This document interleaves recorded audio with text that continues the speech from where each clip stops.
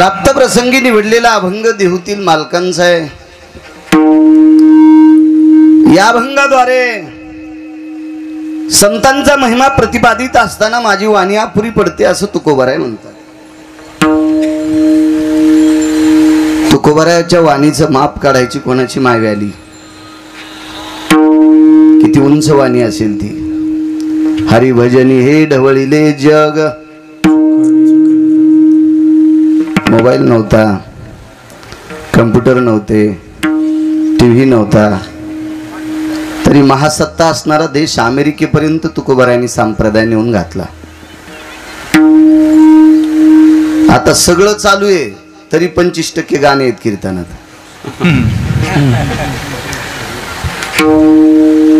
एक जण म्हणे अमेरिकेत संप्रदाय कसा जाईल, तू तितकं वाचिलच नाही सोमळ्या, तुला काय माहिती आहे?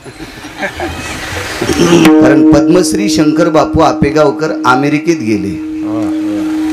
हा तुकोबारायचा पुरुषार्थ आहे जिजा, हा ज्ञानोबारायचा पुरुषार्थ आहे। शंकर बापू आपेगावकर एका काळ्या मातीत लहानशा खेड्यात जन्माला आलेलं वारकरी संप्रदायातलं गोडसरत्न, जिथं अमेरिकेत ज्यांच्या नावाचा जय जयकार केला जातो ते तुकोबारायचा प्रसाद आहे, तो ज्ञानोबारायचा प्रसाद आहे। बापू ज्या वेळेला विमानतळावर उतरले त्यावेळेला बापूंच्या हातातला पकवात घेण्यासाठी हजारो माणसं धावले असतील, दिला नाही पकवात, वेगाच सांगतोय। परत येताना विमानतळावर कार्यक्रम आटपल्यावर सोडताना पत्रकारानं प्रश्न केला, गौरी बापू तुम्ही आमच्याकडे पकवात का दिला नाही? बापूंच्या डोळ्याच्या कडा ओल्या झाल्या आणि विमानतळावर वाक्य वापरलं, पत्रकार दादा अरे आयुष्यभर पकवात खांद्यावर घेतला म्हणून तर अमेरिकेनं मला बोलवले।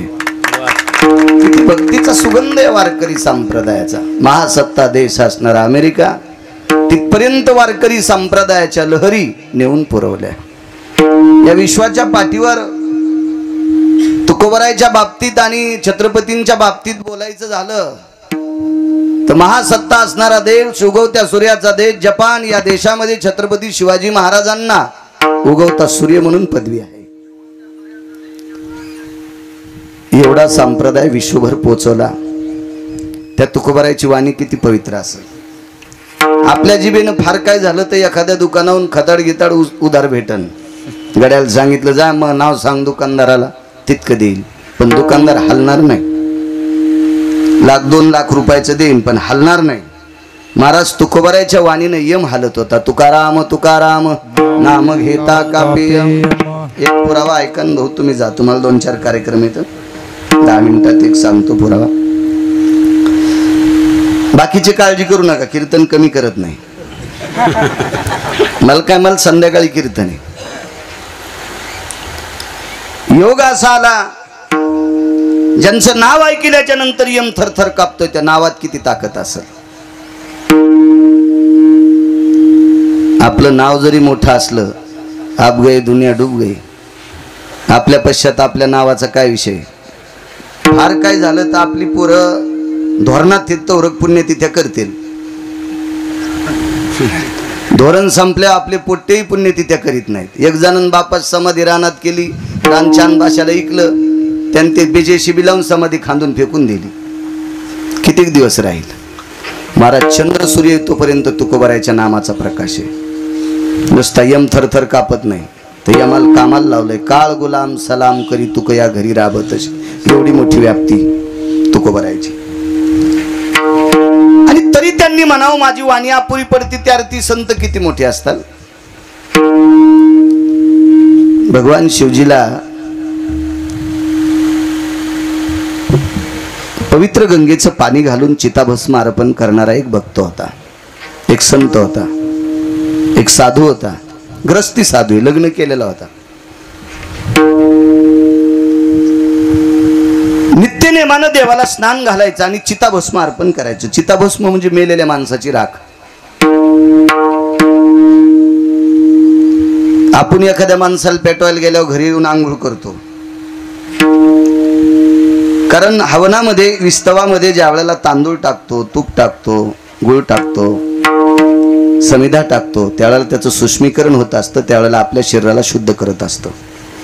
आणि विस्त्यामध्ये भाऊ मासाचा तुकडा टाकला की त्याचा दूषित वायू होत असतो, आणि तो वायू तुमच्या अंगावर पडलेला त्याच्याकरता स्नान करावं लागतं असं विज्ञानही सांगते आणि पुराणही सांगते. विज्ञान काल परवा आलंय, पुराण आधीपासून आहे.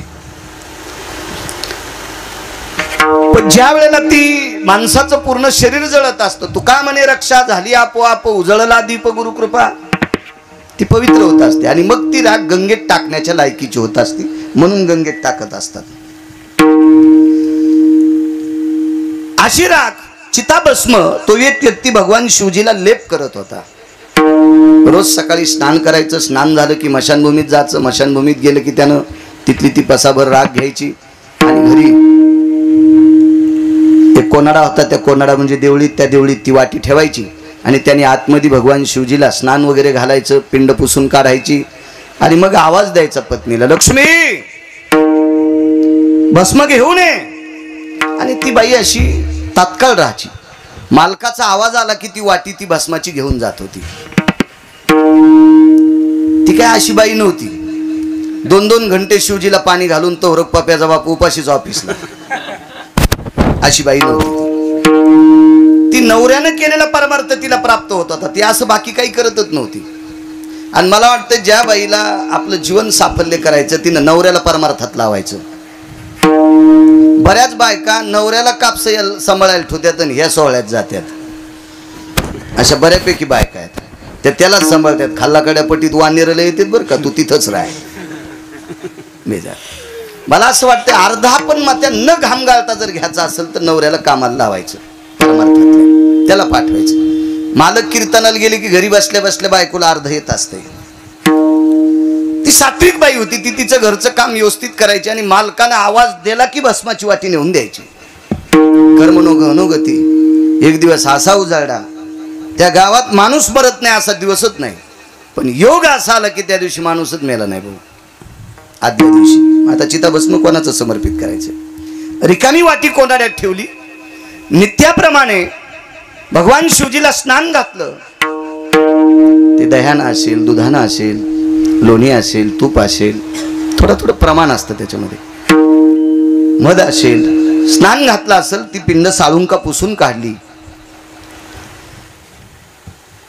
आणि मग आवाज दिला, ए लक्ष्मी भस्म घेऊन ये ग, असा पहिल्यांदा आवाज दिला. तो आवाज ऐकल्याबरोबर बाई त्या भस्माच्या वाटीपाशी गेली, पण ती वाटी रिकामी होती. तिने विचार केला, मालकानं आवाज दिला भस्म घेऊन ये आणि भस्म तर नाही वाटीमध्ये, चिताभस्म, मेलेल्या माणसाची राख. दुसऱ्यांदा आवाज दिला, घेऊन ये ग लक्ष्मी. आता मात्र ती थरथर कापत होती. खरं तर तुमची माझी बायको असती तर म्हणली असती, इतक्यानं आरडू नकोस, वाटीत काय नाही, इतक्या जोरात नकोस ओरडू, काही नाही त्या वाटीमध्ये. तुमची माझी बायको, मी तुम्हाला दगड टाकीत नाही, मी पण तुमच्यात, मी सुद्धा माणूसच आहे. 4-5 कीर्तन करतो म्हणजे लय विचार आहे काय, सगळी सारखीच आपण. 2 आवाज दिले. बाईनं विचार केला, किती अवघड परिस्थिती, आज भस्म नाही, मालकाच्या लक्षात नसेल का आपण भस्म आणलं नाही आणि मला कसं काय आवाज देतात. तिसऱ्यांदा आवाज दिला, लक्ष्मी घेऊन ये भस्म. दुःख तिला एका गोष्टीचं वाटलं, मालकाने भस्म आणलं नाही तरी भस्म घेऊन ये म्हणतात, पण आवाज 3 दिले आणि नवऱ्यानं 3 आवाज देऊनही जरी पाणी देत नसेल तर ती किती पापी असेल हा भाग सोडून द्या. पण धर्मसिद्धांत असा सांगतो, पतिव्रता धर्म असा सांगतो की मालकाचे 3 आवाज जर मातीत जात असतील तर पतिव्रता धर्म मातीत जात असतो. असा एक अरुंधतीच्या बाबतीत प्रसंग घडला होता. बसा बसा बसा बसा बसा बसा बसा बसा, एक टेकली की बसा का, बसा बसा बसा.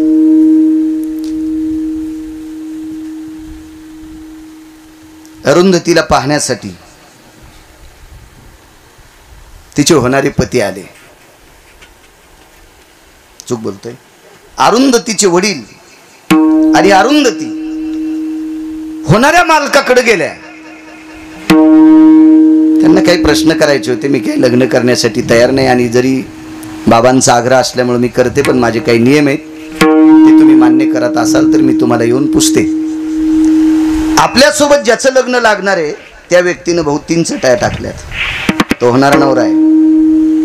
एक सासऱ्याला टाकली, एक स्वतःला टाकली आणि एक होणाऱ्या पत्नीला चटई टाकली आणि आवाज दिल्याबरोबर सांगितलं बसा. रामेश्वर बुवा बसा म्हटल्याच्या नंतर सासरा बसला, स्वतः ती व्यक्ती बसली, पण होणारी बायको कशी बसेल? ती जुन्या काळातली स्त्री होती ना. दुसऱ्यांदा आवाज दिला, अहो बसा. तिने विचार केला, आपले होणारे पती आहेत, आपल्या वडिलांनी याच्याशी पाणी ग्रहण करायचं सांगितलंय आणि यांनी आसन टाकल्याच्या नंतर आपण जर बसलो भाऊ तर सेवा घेतल्याचं पाप लागते, बसणार नाही. तिसऱ्यांदा आवाज दिला, अहो बसा की तुम्ही. त्या चटईवर जर बसलं तर सेवा घेतल्याचं पाप लागतं एक, आणि नाही बसलं तर नवऱ्याची आज्ञा मोडण्याचं पाप लागते दोन. मग करायचं काय? तो पुरुषाचा अंग अर्धा असतोय. अर्धांगी पार्वती सुमनाच्या माळा अर्धांगी, किंवा वामांगी रकुमाई दिशे दिव्य शोभा, अर्धांग पुरुषाचे. तिने एक हात त्या चटईवर टेकला नुसता आणि आपण स्वतः खाली बसली. खाली बसली याचा अर्थ नवऱ्याची सेवा घेतल्याचं पाप लागत नाही आणि त्याच्यावर त्या बाजूचा हात ठेवलाय म्हणजे आज्ञाभंग केली नाही. हे दोन्ही याच्यातून ती सुख मोकळी सुटते. तिला अरुंधती नावाची साध्वी म्हणतात. तसं संकट या धिवराच्या पत्नीवर आलं. तो कुळानं धिवर होता. आवाज दिला, लक्ष्मी पाणी भस्मांग. तिनं कापूर काय असेल तो पेटवला आणि त्या कापरामध्ये जोहार करून घेतलं. तिनं आवाज देऊनही आपली पत्नी भस्म आणत नाही. नंतर मंदिराच्या गाभाऱ्याच्या बाहेर आल्यावर त्याच्या लक्षात आलं काल कोणी मेलच नाही, त्याच्यामुळं चित पेटवलंच नाही, अंत्यविधी झालाच नाही. मग चिताभस्म कुठून? आणि मग लक्षात आलं आता करावं काय. त्यावेळेला तुळशी वृंदावनाच्या समोर आला, त्यावेळेला राखाचा ढिगल पडला होता. आणि मग लक्षात आलं आपल्या पत्नीनं स्वतःचं जोहार करून घेतलंय आणि त्याच्यामध्ये अशी वंजळ घातली आणि ती वंजळभर राख त्या कटोऱ्यात खापराच्या टाकली आणि त्या आतमध्ये कटोरं नेऊन भगवानजीच्या शिवजीच्या समोर बसले आणि ते भस्म असं लावलं. महाराज भस्म लावल्याबरोबर ती एवढी साधना तपाला गेली तर प्रत्यक्ष जाज्वल्य भगवान शिवशंकर प्रगट झाले. उभं राहिले, त्याला आलिंगन दिलं, हृदयाशी हृदय लावलं आणि त्याला सांगितलं काय पाहिजे ते माग. पण योग असा आला आता त्यानं जी मुठभर भाऊजी राख उचलली होती त्या राखेमध्ये त्याच्या पत्नीचे काकणं जशाला तसे आलते. मोठ्या माणसांचं वाक्य, सतीनं देखे आग्न, सतीनं देखे आग्न. काही काही वस्तू सतीच्या पतिव्रतेच्या जळत नसतात. रुक्मिणी नावाची एक स्त्री होऊन गेली. खानदेशमध्ये ढवळेवीर नावाचं गाव आहे. त्या ढवळेवीर नावाच्या गावामध्ये रुक्मिणी नावाची माऊली होऊन गेली. जीवनभर ज्ञानेश्वरी आणि गाथा वाचिला. याच्या व्यतिरिक्त तिळाची काही साधना केलेली नाही. हळदीचा डाग होता अंगाला आणि काय तो पती म्हणला असेल मला पसंत नाही, आमकं नाही, तमकं नाही. त्या दिवशी वडिलांकडे आली, जीवनभर गाथा आणि ज्ञानेश्वरी आपलंसं केलं आणि कालांतराने एके दिवशी जात राहिली. तिच्या गळ्यामध्ये तुळशीची माळ होती भाऊ. तिचा अंत्यविधी झाला. कितीतरी परिसरातले वारकरी लोक होते, पण सावडाच्या दिवशी माळ तुळशीची दोऱ्यासह जशाला तशी सापडली. ढवळेवीर नावाच्या गावामध्ये आजही खानदेशमध्ये फक्त तिच्या माळीची समाधी. हाडं आपण मते विरून गेले, औषधाला हार सापडलं नाही. आज ती परिस्थिती आज बघायला भेटते. कासारवाडी नावाचं गाव आहे इथं गंगाखेडपाशी. वैकुंठवासी सद्गुरू मारुतराव महाराजांना ज्या बाईनं बऱ्याच दिवस भाकरी घातल्या तिचं नाव होतं जाईबाई. त्याही माऊलीला हळदीचा डाग होता. जीवनभर भगवंताची सेवा केली, वारकऱ्यांची सेवा केली. अंत्यविधी झाला. बऱ्यापैकी लोक काही नाव ठेवत असते, संख्या असती नाव ठेवणं, त्याला चारवाक म्हणत असतात. आपल्याच जन्माला येतात, आपल्या सोबत राहतात, आपल्यासारखे कपडे घालतात आणि आपले वाभाडे काढतात. या भडव्यांना चारवाक म्हणत असतात. अशी काही चारवाकांची संख्या होती. तिला नाव ठेवत होते हळदीचा डाग, आमकदाम, ज्ञानेश्वरी वाचते, संतांची सेवा करते, वारकऱ्यांना जीव घालते, असं नाना प्रकारचं वेतन केलं. पण तिच्या गळ्यामध्ये काळ्या मण्याची पोत होती. ज्या वेळेला तिचा अंत्यविधी झाला त्या माऊलीचा, त्यावेळेला राख सावडायच्या दिवशी जशाला तशी पोत सापडते. आज मारुतीरायाच्या मंदिरात त्या माऊलीची समाधी. मला तितकं वागावं लागेल. या परिस्थितीला, या अवस्थेला जाण्यासाठी बाईनं तितकं वागावं लागेल, तितकी श्रद्धा सुद्धा लागेल, तितकं आपलं पुण्य सुद्धा लागेल. आपण सकाळीच उठून महादेवाची पूजा करतो पण फुलं दुसऱ्याची चोरीतो. जिनं झाड लावले तिला उठूच दिलं नाही, उठायच्या आधीच फुलं तोडले आणि महादेवाला वाहिले. माझी पूजा झाली. अशी कशी पूजा? शेळीनं दाव सोड्यावर जशी कोणाच्या तुळशी उपडती तशी तू उठली ना आंघोळ केली की दुसऱ्याची फुलं चोरायली. चोर सोसायटीचे अध्यक्ष ही पूजा कशी होईल तुझी? नाही. कारण आपण जी साधना करतो का ही देवाला आवडली पाहिजे. आपल्या मनाला आवडणारी साधना ही तुमच्या मनापुरती झाली, पण विश्वाच्या मालकाला आवडती ती खरी साधना असते. या स्त्रीने जोहार करून घेतलं आणि ती मुठभर राग भगवान शिवजीला चिताभस्म म्हणून समर्पित केला आणि शिवजी प्रगट झाले. त्या देवराला सांगितलं तुला काय पाहिजे. वेळ भेटला तर संध्याकाळी शिवलीला अमृत वाचा. जिला वाचता येत नाही तिने नातवाला नातीला वाचायला लावा. ऐका तो अध्याय देवराचा, लक्ष येईल तुम्हाला किती मोठा गोडसा प्रसंग आहे. आणि भगवान शिवजी प्रगट झाले आणि विचारलं तुला काय देऊ. म्हणले देवा आस्थागत आतापर्यंत चिताभस्म समर्पित करायचा नियम माझा मोडलाच नव्हता आणि आज तो बहु मोडणार होता. आज तो चिताभस्म समर्पित करायचा नियम मोडणार होता. पण तो नियम न मोडू द्याचं काम माझ्या धर्मपत्नीने केलं, जी माझ्या नावानं कुंकू लावते. तिनं आज तो नियम माझा पतीचा चालत राहावा म्हणून स्वतःच्या शरीराचं भस्म केलं आणि मला तुम्हाला समर्पित करायचा योग आला. मला एकच देऊन टाका, मला ती माझी पत्नी पुन्हा द्या. हातातून पडलेल्या बांगडीतून पुन्हा ती स्त्री तयार झाली, पुन्हा मालकाची सेवा. सज्जनो, महाराज निष्ठेनं भगवान शिवशंकराची केलेली सेवा. महाराज यमधर्म सुद्धा ठणठण ओरडतोय. त्यानं सांगितलं शिवजीला आमच्या पदाला काय किंमत आहे. आयुष्य संपल्याच्या नंतर माणसं मारा म्हणता आणि मेलेल्याही जळालेल्या माणसाला पुन्हा उठून बसवता, आमची काय अवस्था. भगवान शिवजीनं सांगितलं वेड्या हे सगळ्यांकरता नाही रे, गेल्याच्या नंतर हे सगळ्यांकरता नाही रे. अरे या साधनेतली पतिव्रता आहे आणि त्या साधनेतला तो शिवभक्त आहे. अशा जर अवस्थेतली पतिव्रता असेल आणि अशा अवस्थेतला जर तो भक्त असेल तर तुकोबाराय म्हणतात मी त्याचं वर्णन काय करू.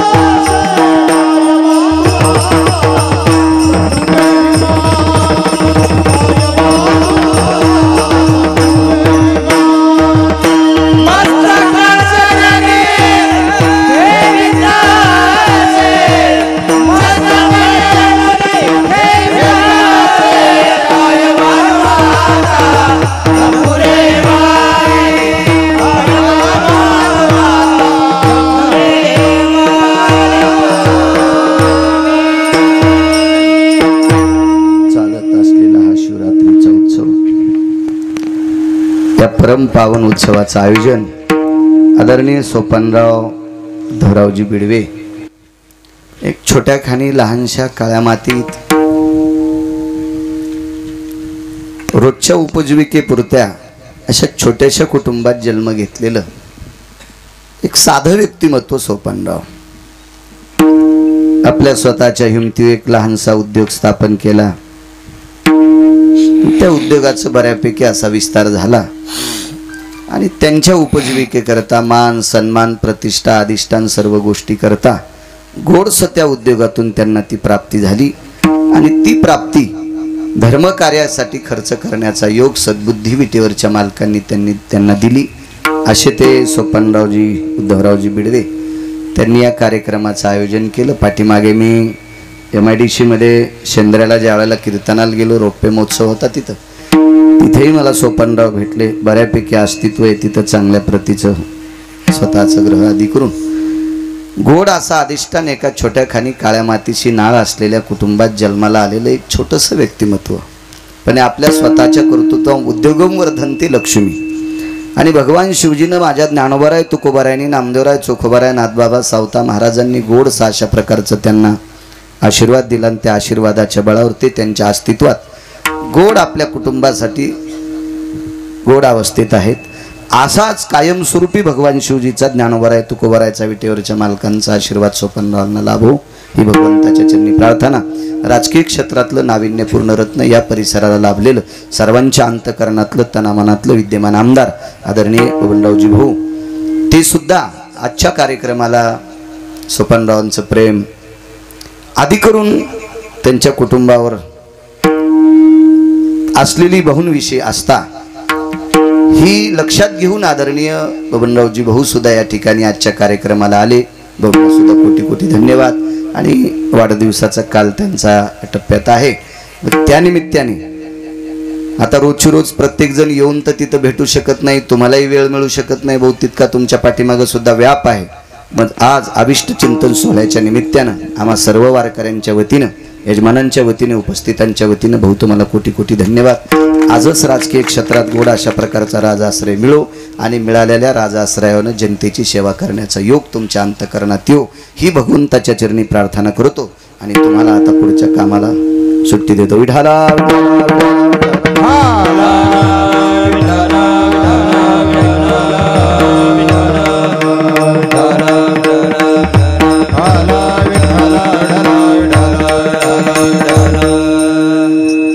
योग असा आला. किती संत मोठे आहेत.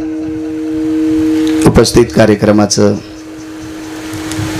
हे एवढं मोठं गुणीजनांचं आयोजन करण्याचा योग आदरणीय वारकरी संप्रदायातले एक जुनाट रत्न वैष्णव टाळकरी आमचे तुकारामजी जिजा,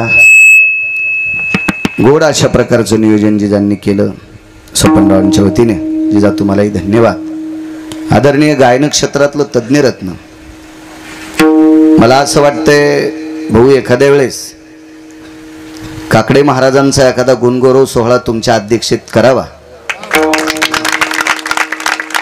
कारण या महाराष्ट्राच्या मी समाज खूप फिरलो, 5,500 गावापेक्षा जास्त फिरलोय. एकदा गेलेलं गाव सांगतोय. एवढं फिरून बऱ्यापैकी गायन क्षेत्रातली रत्न पाहिले. कीर्तनात 10 फुटाच्या पुढची दृष्टी ज्याची नाही असा एक सात्विक वारकरी आणि मुद्देसूद गायन क्षेत्रातलं तज्ज्ञ रत्न. समज गायन कसं असावा, काय असावं. मला गाता जरी येत नसेल, भजे सगळ्यांना तळता येत नाहीत, पण नरम झालेले सांगता येते. आहे की नाही आश्रम अप्पा? सगळ्याला थोडेच भजे तळता येतात, पण नरम झालेले सांगता येत असतात. तसं मला गाता जरी येत नसेल तरी चांगलं कळतंय सरगम कुठं असावा, नोटेशन काय असावा, अंक कसा असावा, काय दिल्यावर काय असावा. उगच काहीतरी कसं तरी एखाद्या वेळेस ऐकावं लागतंय.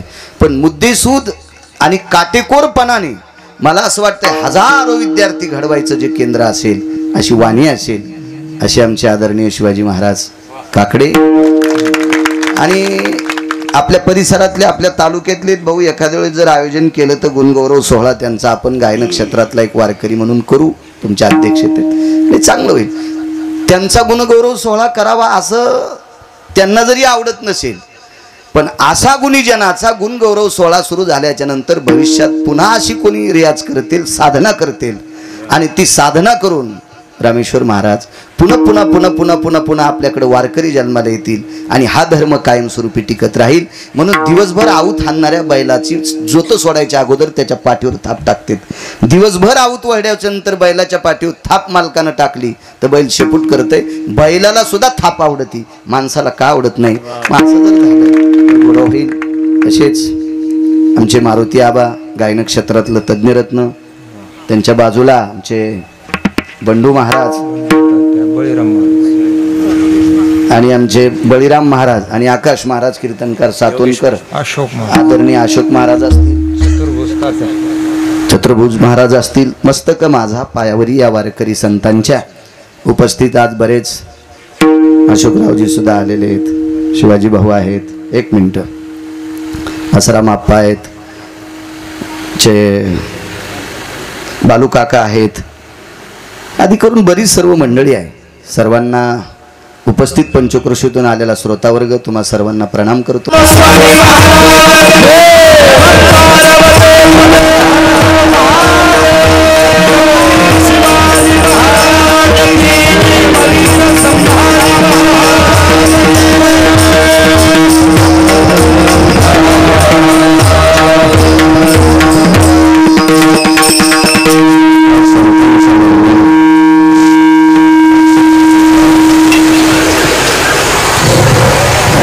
नामदेवरायांचे वडील आणि गोनाबाई आई साहेब सकाळी लवकर नित्यनेम आटपला आणि नामदेवरायांच्या वडिलांनी नामदेवरायांना सांगितलं, नामा जी बाबा काय वानू आता सांगतोय? अरे नामा, तुला बाजाराला जावं लागतंय. पूर्वीच्या काळात बाजाराला हट बनायची, तुला हटासाठी जावं लागतंय. ठीक आहे बाबा. मूळता नामदेवरायच्या घरचा व्यवसाय म्हणजे कपडे शिवणे. लहान लहान चिमुरड्यांची कपडे शिवायची, कुंची, टोपरं, दुपटं, चड्डी, शर्ट, छोट्या लेकरांची कपडे शिवायची. त्या कपड्याचं गाठोडं घेऊन नामदेवराय बाजारात गेले. आणि बाजारात नामदेवराय गेल्याच्या नंतर छोट्या छोट्या लेकरांची कपडे घ्यायला बायकांची बऱ्यापैकी उडी पडली. नामदेवराय असे व्यापारी होते, गळ्यात मोठी तुळशीची माळ होती, हातात कमरेला चिपळी फसलेली होती, बाराबंदी घातलेला साधा वारकरी. त्या काळात किती परिस्थिती साधी असेल इतकं पांढरं धोतर नव्हतं. सुंबाचा करदोडा, रक्ताची लंगोटी, साधी. आणि गळ्यामध्ये मोठी माळ. बायकांना वाटलं दुकानदार बोळात दिसतोय. टोपरं केवढ्याला आहे? हे कानाला आहे. अर्धाहाना द्यायचा, अर्धाहाना मुलासोबत पाठवून देईल. नामदेवराने त्या बाईकडे बघितलं, ही मुलासोबत पाठवून देईल म्हणते, पण गळ्यात मंगळसूत्र नाही, काय नाही, लग्नच नाही, तर मुलगा. ते नामदेवराय होते. एका बाईनं शर्ट घेतलं, त्या शर्टाचे पैसे म्हणे मालकाकडे पाठवून देईल, आणि कपाळाला बुक्का होता. नामदेवराने विचार केला, कपाळाला बुक्का आहे, मालक कोण? असे बरे काही खोटे फुस लावून अर्धी कपडे नामदेवरायची विकत नेली. पैशाचा काही मेळ नाही, काही आले, दाराने पैसे तसेच गेले. नामदेवरायनं वापस येत असताना नामदेवरायच्या सोबत एक चारवा काय त्यांनी सांगितलं, काय तुम्ही संत आहात, तुम्ही वारकरी आहात, तुम्ही दयाळू आहात, उघड्यांना कपडे भेटावा असा तुमचा व्यवसाय, तुम्ही दगड नाही का उघडे? दगडे उघडे. नामदेवराने सांगितलं, तुमचं मत काय? काय नाही, हे कपडे घ्या, या दगडांना घालू द्या. आणि नामदेवरायच्या त्या गाठोड्यातले कपडे घेतले. 5-6 ड्रेस असतील छोटी छोटी. कोण्या दगडाला टोपरं घातलं, कोणत्यावर कुंची टाकली, कोणत्यावर शर्ट टाकलं, कोणत्यावर चड्डी टाकली. नामदेवराय म्हणजे यांनाच कपडे? हो, काय हरकत नाही, यांनाच. नामदेवराय थोडस पुढे गेल्याच्या नंतर वारं सुटलं, सगळे कपडे उडून गेले. महाराज नामदेवरायला करायला लावणारी हीच माणसं गावात येऊन सर्वत्र चर्चा केली. दामू शेट्टीचा नामा वेडा आहे, गोणाबाईचा नामा वेडा आहे, राजाईचा पती नामा वेडा आहे, सर्वत्र चर्चा. मंगळवेड्याच्या बादशाचं भांडार सांभाळून ज्या वेळेला महाराज घरी येतात त्यावेळेला चंद्रभागेचं स्नान आटोपलं, मंदिरात मालकाचं दर्शन घेऊन बाहेर पडतात न पडतात तोपर्यंत महाद्वारात 4-2 लोक उभे. काय तुमचा नामा वेडपटू? त्याने म्हणे दगडाला कपडे घातले. उदात्त अंतकरणाने ऐकत होती. 4-2 दिवस असंच पोटात ठेवलं. आणि उद्याला बाजार आहे म्हणून आज संध्याकाळी नामदेवरायच्या वडिलांनी सांगितलं, नामा तुला एवढं मोठं गाठोडं दिलं, तर ह्या गाठोड्यामध्ये एवढी पैसे कपडे होती, त्या कपड्याची एवढी पैसे आणलीच. ही राहिलेली उधारी आता कपडे घेऊन जायचं नाही, उद्याच्या बाजारात फक्त उधारी वसूल करायला जा. बाबा ज्यांनी उधारी नाही दिली ती त्यांना माझ्याकडे घेऊन सांग. आमच्या बाबांनी बोलिले नाही तसे आले तर भरून आण, उचलून आण, कसं आणायचं तर आण. महाराज देवाने विचार केला, नामदेवरायांनी बाजारात ज्या ज्या बायकांनी कपडे नेले त्या बायकांना नामदेवराय काही बोलू शकत नाही. विटेवरच्या मालकाने त्यांच्या अंतकरणात सद्भावना निर्माण केली आणि त्या सगळ्या बायकांनी पैसे आणून दिले. आता पुढे कसे पैसे देतील बिडे महाराज? नामदेवरायांनी 10-15 दगड, 2-2, 3-3 दगड एका रुमालात बांधले, घरी आणले आणि देवघराचं झोपडं होतं, त्या झोपड्यात ते दगड सगळी 10-15 टाकली आणि त्या झोपड्याला दोरी बांधून घेतली. दामू शेट्टी कामावून आले. ते दगड आणलेले गावातल्या 4 वाटांनी पाहिली बऱ्यापैकी. आता असे कामं बघायला काका लय लोक येत असतील. दगडच आणले, दगडच कोंडून टाकले. काय नामदेवाचा मुलगा, गळ्यात माळच कुरली, हे का वागणं असतं का? याला वारकरी म्हणतात का? कसं हुशार म्हणा, कसं यायच्या पाया पडा, अशी हिचकिणारी लोकांची संख्या खूप असते. आणि ते कधी थांबत नसते अशी बोलणारी लोक. सारखं त्यांचे ते उचल बांगडी सुरू असते जिभेला. त्यांचे ते कामच असतं, त्यांचा ते धंदाच असतो. बघता बघता 400-500 त्या काळात लोक जमा झाले दामू शेट्टीच्या झोपड्याच्या जवळ. दामू शेट्टी मंगळवेढ्याचं भांडार सोडून ड्युटी संपली, स्नान केलं, विटेवरच्या मालकाचं दर्शन घेतलं, निघाले घरी आले. घरी आल्याच्या नंतर दामू शेट्टीने विचार केला बरीच गर्दी दिसते, आपण घरी जाऊच नाही, उद्या सकाळी जावं. तिकडेच थांबले.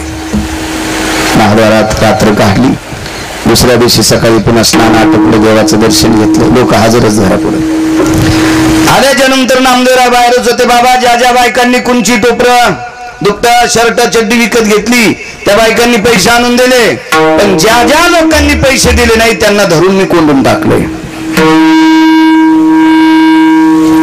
दामू शेट्टीने सांगितलं पाणी गिनी पाजलं का नाही, पाणी नाही, जेवायला नाही, काय नाही काय नाही, ते कोंडून टाकलं. त्यांचा असा गैरसमज होता की 2-4 आडमुठ गिरायका असतील, माणसं चांगली काय. ते पाणी पाजलं का म्हणलं. एक जण म्हणला दामू शेट्टी पाणी कशाचं, ते दगड आणले, दगड डोळे झाकून देवाला प्रणाम केला. देवा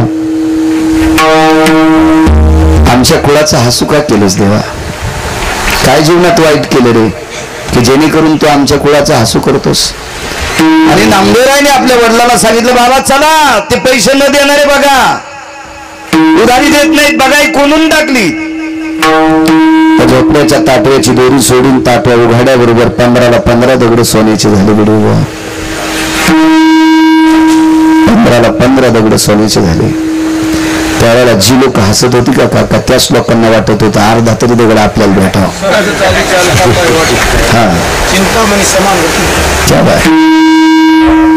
या लोकांची सोन्याची काय महाराज चिंता पण होऊ शकतात. सोनं तर निमित्त मात्र काय. आणि ते दान उघड्याबरोबर सगळी दगड सोन्याची झाली.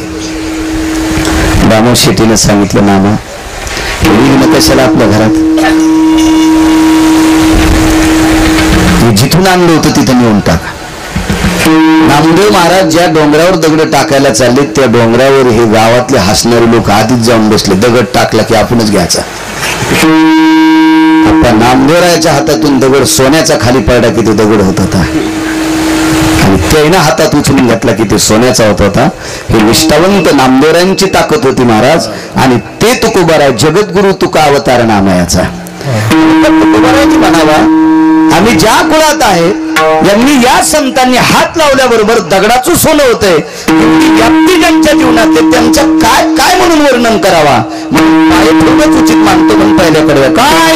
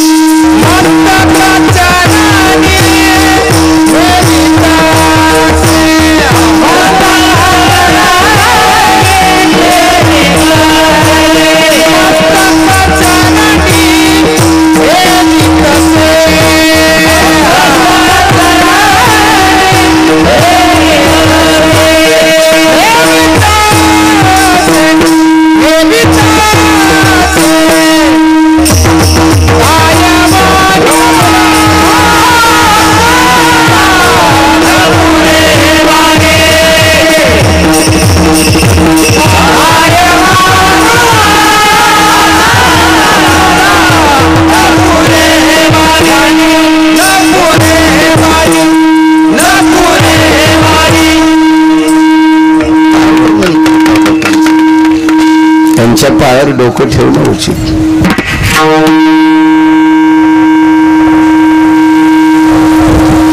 मग कोणाला म्हणायचं संत?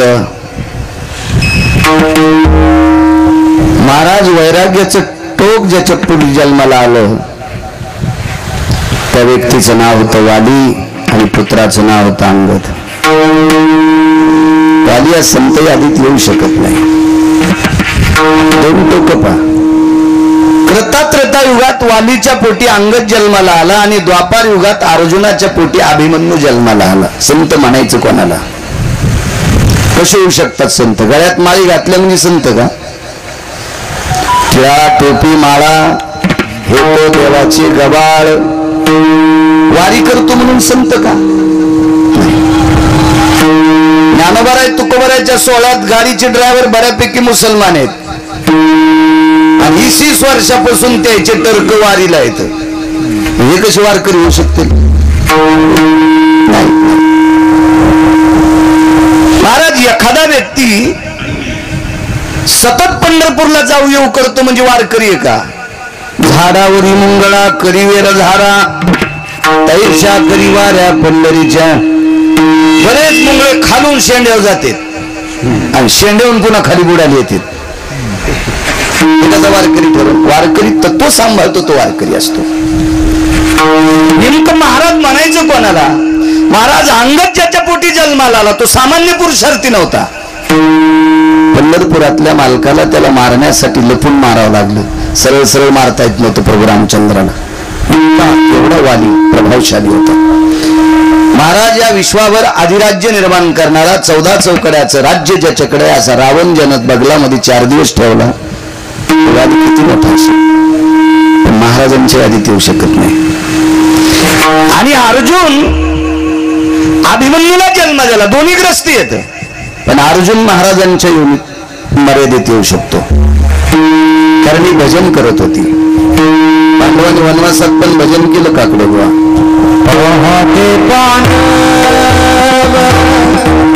अखंड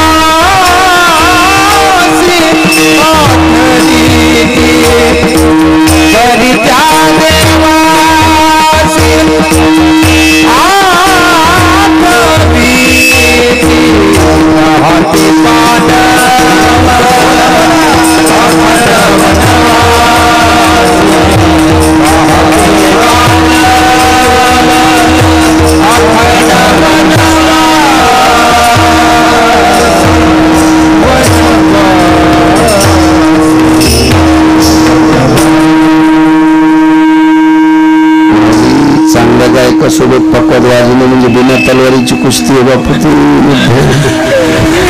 इकडे तिकडे बघत होता सुधाला.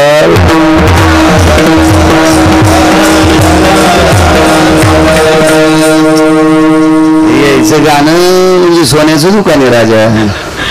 आपलं चलत तिकडे झलक दिखला आजा. चांगली चांगली माणसं. पांडव वनवासात भजन करत होते. काय वानवाताना पुढे वाणी. विराट राजाच्या घरी नष्टचर्या चालू. नष्टचर्या म्हणजे रामेश्वर अत्यंत भिकारचोट काम. नष्टचर्या किती मोठा धर्मराजा. या पवित्र भारत देशाचा राजा पण हिसाब करायला बसावं लागलं. चार्टेड अकाउंटंट कंक. काय भीमाचा पुरुषार्थ असल तिथे कडीला वडणाला फोडणी द्यावी लागली. त्या बाईला 48,324 दाशा होत्या, तिला शेण काढावं लागले. महाराजा देशाच्या राजाचे भाऊ गाई आणि बैल सांभाळायला होते, घोडे आणि गाई. बैल घोडे गाय नकुल सहदेव, हा साधूचा पुरुषार्थ. विराट राजाच्या घरी अर्जुन आला, पांढऱ्या रंगाची साडी नेसावं लागली. अर्जुनासारखा पुरुषार्थी जगात कोणी नाही. पंढरपुरातला मालक नारायण. आपण अर्जुनाच्या यादीत का नाही? देव सुद्धा अर्जुनाच्या यादीत का नाही? कारण आपल्या छातीवर वक्षस्थळावर खोटे का होत नाही, स्तन आहेत, ते अर्जुनाला नव्हते. 100% पुरुषार्थ. एवढ्या मोठ्या अर्जुनाला साडी नेसावं लागली. जाऊ दे, त्याचं कर्म असेल, पुन्हा कधी पाहू. पण ज्या वेळेला अर्जुन स्त्रीच्या रूपामध्ये साडी नेसून ते रथ हाकण्यासाठी बसले, शनीच्या वृक्षावरच्या त्या संपूर्ण आयुध घेतले आणि बाण सोड्याबरोबर सर्व गौरवाच्या पक्षातली लोक मूर्छित करून टाकले आणि सगळ्यांची वस्त्र घेऊन आले. विराटाची मुलगी होती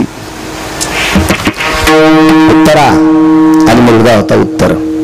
उत्तरेला तिच्या आपल्या बाहुल्याला कपडे शिवायचे होते.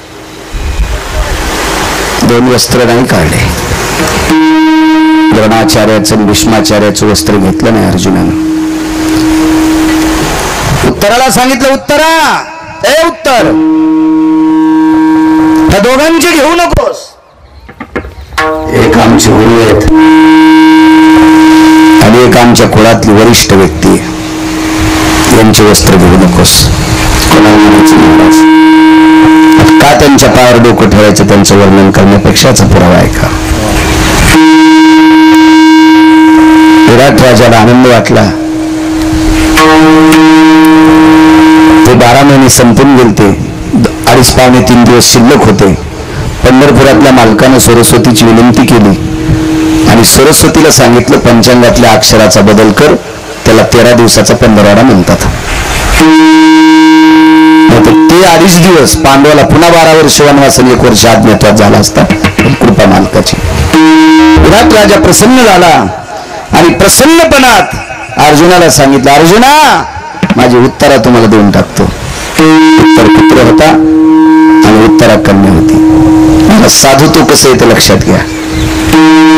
अर्जुनानं विराट राजाच्या मुखारविंदातला शब्द ऐकल्याबरोबर अर्जुनाच्या डोळ्याच्या कडावल्या झाल्या आणि विराटाला सांगितलं, राजन, ज्याने जन्म दिलाय तो एक बाप असतो आणि ज्याने विद्या दिली तो एक बाप असतो. पिता असतो. ज्याने जन्म दिलाय तो बाप असतो आणि ज्याने विद्या दिली तो एक सुद्धा बाप असतो. गुरु हा बापा समान असतो आणि मी उत्तरेचा गुरु आहे. आता तिला कथक शिकवलंय. मी उत्तरेचा गुरु आहे. ती माझी कन्या स्वरूप आहे आणि मग कन्या स्वरूप असणाऱ्या मुलीसोबत लग्न करणं आतापर्यंत आमच्या पिढ्या मातीत जातील.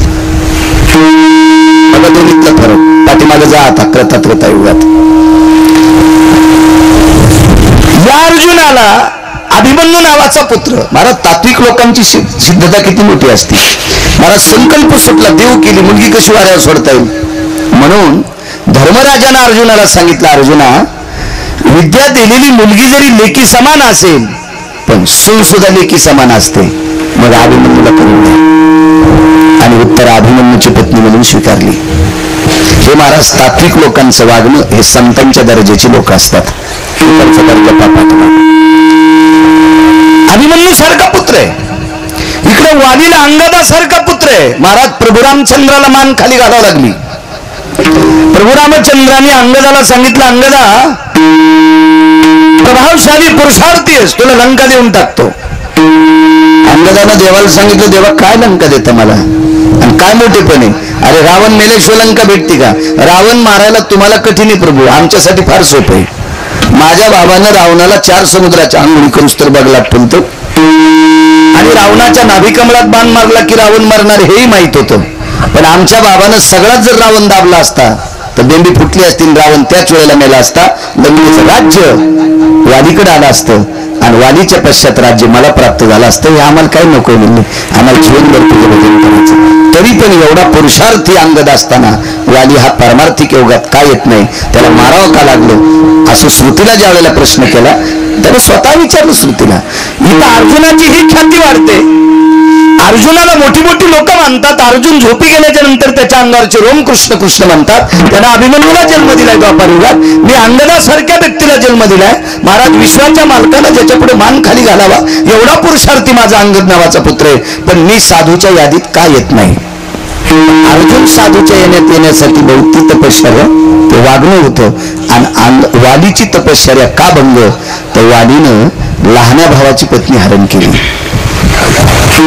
तुम्ही नका पंढरपूरला जाऊ, नका पैठणला जाऊ, नका देहूला जाऊ, नका आळंदीला जाऊ. ज्याला ऊस पायत कळतंय ते जगातला एक नंबरचा वारकरी. तुम्ही किती मोठ्याला माळी घाला, काही करा, कुठून इथून गंध इथरोक लावा, पण आडवे पण लावा, काय करायचं असेल ते करा. तुम्हाला नियम पाळता येत नाही, तुम्ही सांप्रदायिक नाहीत. श्रुतीने सांगितलं, श्रुती जगातली पहिली पत्रकार आहे. तिने वालीला सांगितलं, वाली महाराज लहान्याला मोठ्या भावाची पत्नी आई समान असावा आणि लहान्याला नीतिसूत्राच्या श्रुतानुसार मोठ्याला लहान्याची पत्नी ही लेकी समान असावा. आणि लेकी समान असणाऱ्या सुग्रीवाच्या पत्नीला ज्यांना हरण करावा तो वारकऱ्याच्या यादीत नाही, तो महाराजाचे होते. महाराज किती मोठा पुरुषार्थ त्यांच्या जीवनात. संकल्पित झालेली कन्या टाकून दिली तरी पुरुषार्थ मातीत जात होता. लग्न केलं असतं तरी पुरुषार्थ मातीत जात होता. टाकून दिली नाही, लग्न केली नाही, लेक म्हणूनच सून म्हणून घरात आणली. हा पुरुषार्थ पांडवाचा आहे. अशा पवित्र निष्ठावंत पांडवांचं वर्णन करण्यापेक्षा नमस्कार करणं काय उचित आहे. म्हणून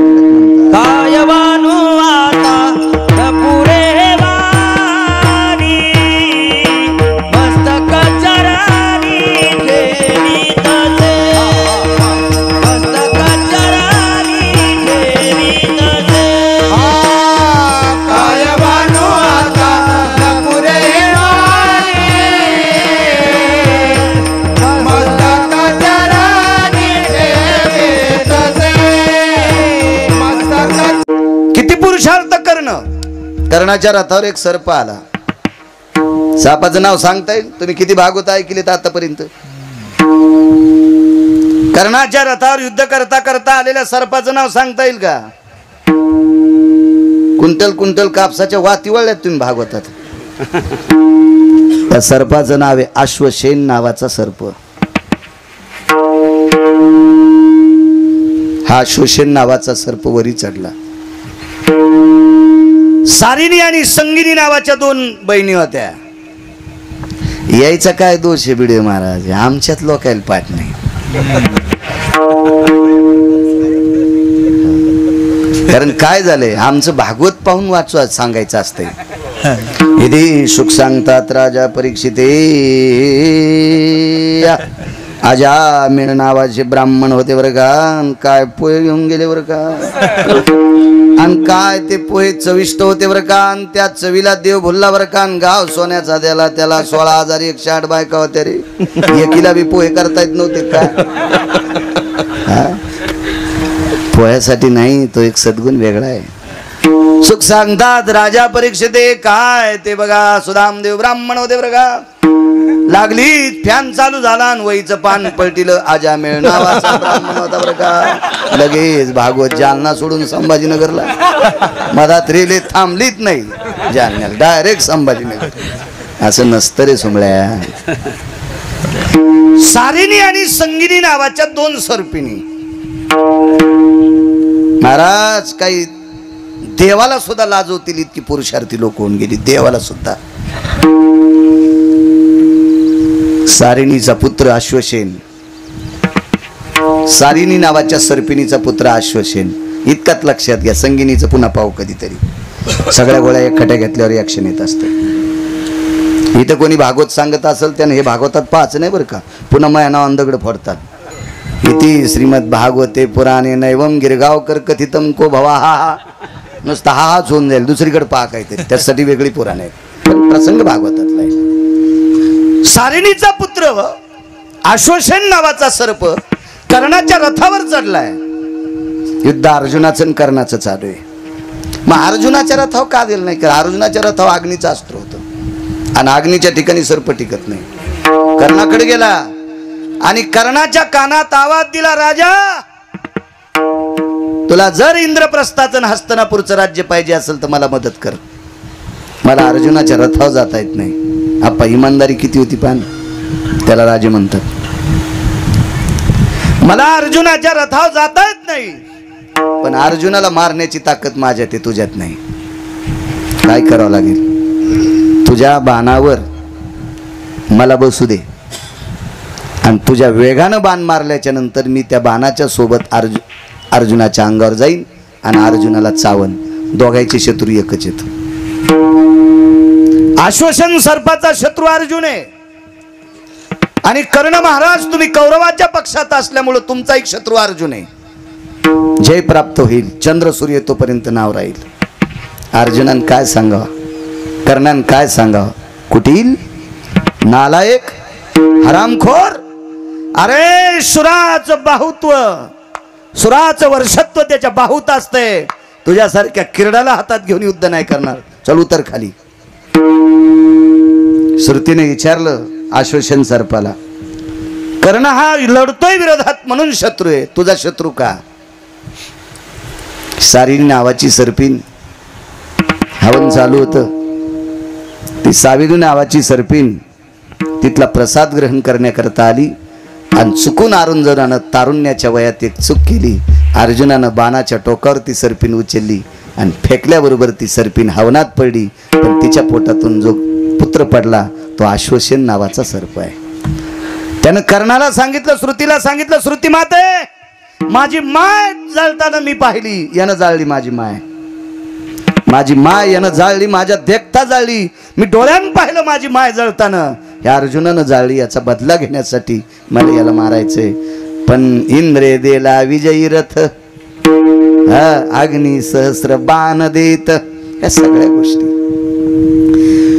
एवढा मोठा पुरुषार्थ करण्याचा, पण सापाल मदत नाही केली. कालांतरानं ज्या वेळेला कर्ण स्वर्गात जातो त्यावेळेला या अश्वसेन नावाच्या सर्पाने वरे गेल्यावर प्रश्न केला, कर्णा तुला विजय नको होता? ऐक म्हणे, विजय नको नव्हता असा विषय नाही, पण चुकीच्या मार्गानं कमवलेला विजय चंद्र सूर्य तोपर्यंत माझं नाव भ्रष्ट केलं असतं. मुद्दा आहे का? शंकराचा मुद्दा आहे का? कारण हे अश्वसेन, तुला बाणावर बसून तू अर्जुनाला चावा घेतल्यावर काही डोळ्याचं पापण लवतं, इतक्या अवकाशात अर्जुन जळून राग झाला असता तुझ्या विषयानं. पण एक लक्षात बी ठेव, त्याच अर्जुनाच्या रथावर शंकर सुद्धा बसलेले होते. ध्वजस्तंभावरी वानरू ते मूर्तिमंत शंकरू. मारुतीराय म्हणजे 11वे रुद्र आहेत. आणि लक्षात ठेव अश्वसेन, तू एक शंकराचा उपासक आहेस. शंकरानं तुला मदत केली असती, मी तुला बाणावर सोडलं असतं, पण त्याच शिवजीनं अर्जुनाला वाचवण्याची सुद्धा मदत केली असती. कारण अर्जुन भजने आहे, अर्जुन वारकरी आहे, हो अर्जुन परमार्थिक आहे. अर्जुन झोपी गेल्यावर ज्याच्या अंगावरचे रोम कृष्ण कृष्ण म्हणतात, एवढा मोठा पुरुषार्थी अर्जुन तुझ्यासारख्या सर्पाचं सहाय्य घेऊन मी त्याला मारावं हे मला उचित नाही. म्हणून राजे हो, अर्जुनापेक्षा कोटीपटीनं जर श्रेष्ठ कोण ठरला असेल तर तो कर्ण ठरलाय. भारतीय युद्धामध्ये 3च शूर होते, एक द्रोणाचार्य, एक कर्ण आणि एक भीष्माचार्य. 113 बाण भीष्माचार्याच्या अंगात घुसतात. त्यावेळेला शेवटचं दर्शन घेण्यासाठी ज्या वेळेला कर्ण येतो, कर्णाला शेवटपर्यंत भीष्माचार्यानं सुतपुत्र म्हणून हिनवलं. आणि आज पायाला स्पर्श झाल्याबरोबर विचारलं कोण? राजकारणातल्या 2 नंबरच्या डॉननं सांगितलं, विदुर काकानी, पितामह आपल्या दर्शनाकरता कर्ण आलाय. मान वरे केली, डोळ्याने पाहिलं, डोळ्यातून टपटप पाणी पडलं आणि कर्णाला सांगितलं, कर्णा हे कर्णा. 3च शूर ऐका. द्रोणाचार्यांचं सुद्धा नाव नाही घेतलं. द्वारकाधीश कृष्ण परमात्मा, चुकून शब्द पडला, वापस घेतो माझा मी, कारण भानगड कॅमेऱ्यामुळे होती. हे दुसरीकडे ऐकते तुम्ही, मी सांगताल ते पूर्व काळ मानता, पण मलाही माझ्यापेक्षा अभ्यास करणारा कोणी बाप भेटन ना, त्याला ते म्हणून गिरगावकर चुकलाय. असं नकोय नकोय. एक नंबरचा शूर कोण असेल तर पंढरपुरातला मालक होता, पितामह भीष्माचार्य. आणि भीष्माचार्यानं सांगितलं आमच्या दोघांच्या तराजूत बसणार फक्त तूच आहेस, फक्त तूच आहेस. त्यावेळेला अर्जुनाच्या लक्षात आलं आपलं कुठं फुटकं गाडगय. महाराज अर्जुनालाही मान खाली घालायला लावावा एवढा पुरुषार्थ करण्याचा, पण सत्य बोले मुखे दुखवे अनिकाच्या दुखे. काय मोठी व्याप्ती होती महाराज या लोकांची. आणि असा ज्याचा निष्ठावंत भाव आहे, बिनचूक ज्याचा कारभार आहे, कायवानो आता पुरे, कायवानो आता पुरे, मस्तका चरणी ठेवितासे, मस्तका चरणी ठेवितासे, मस्तका चरणी कायवानो आता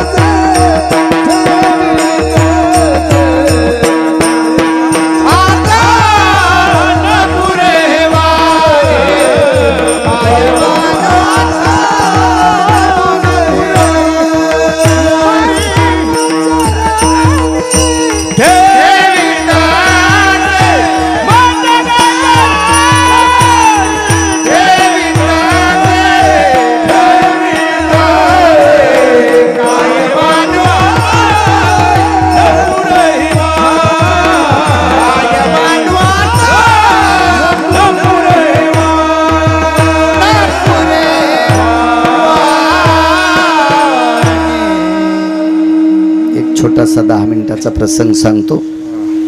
मी सोपनराव माझ्या वाणीला विराम देतो.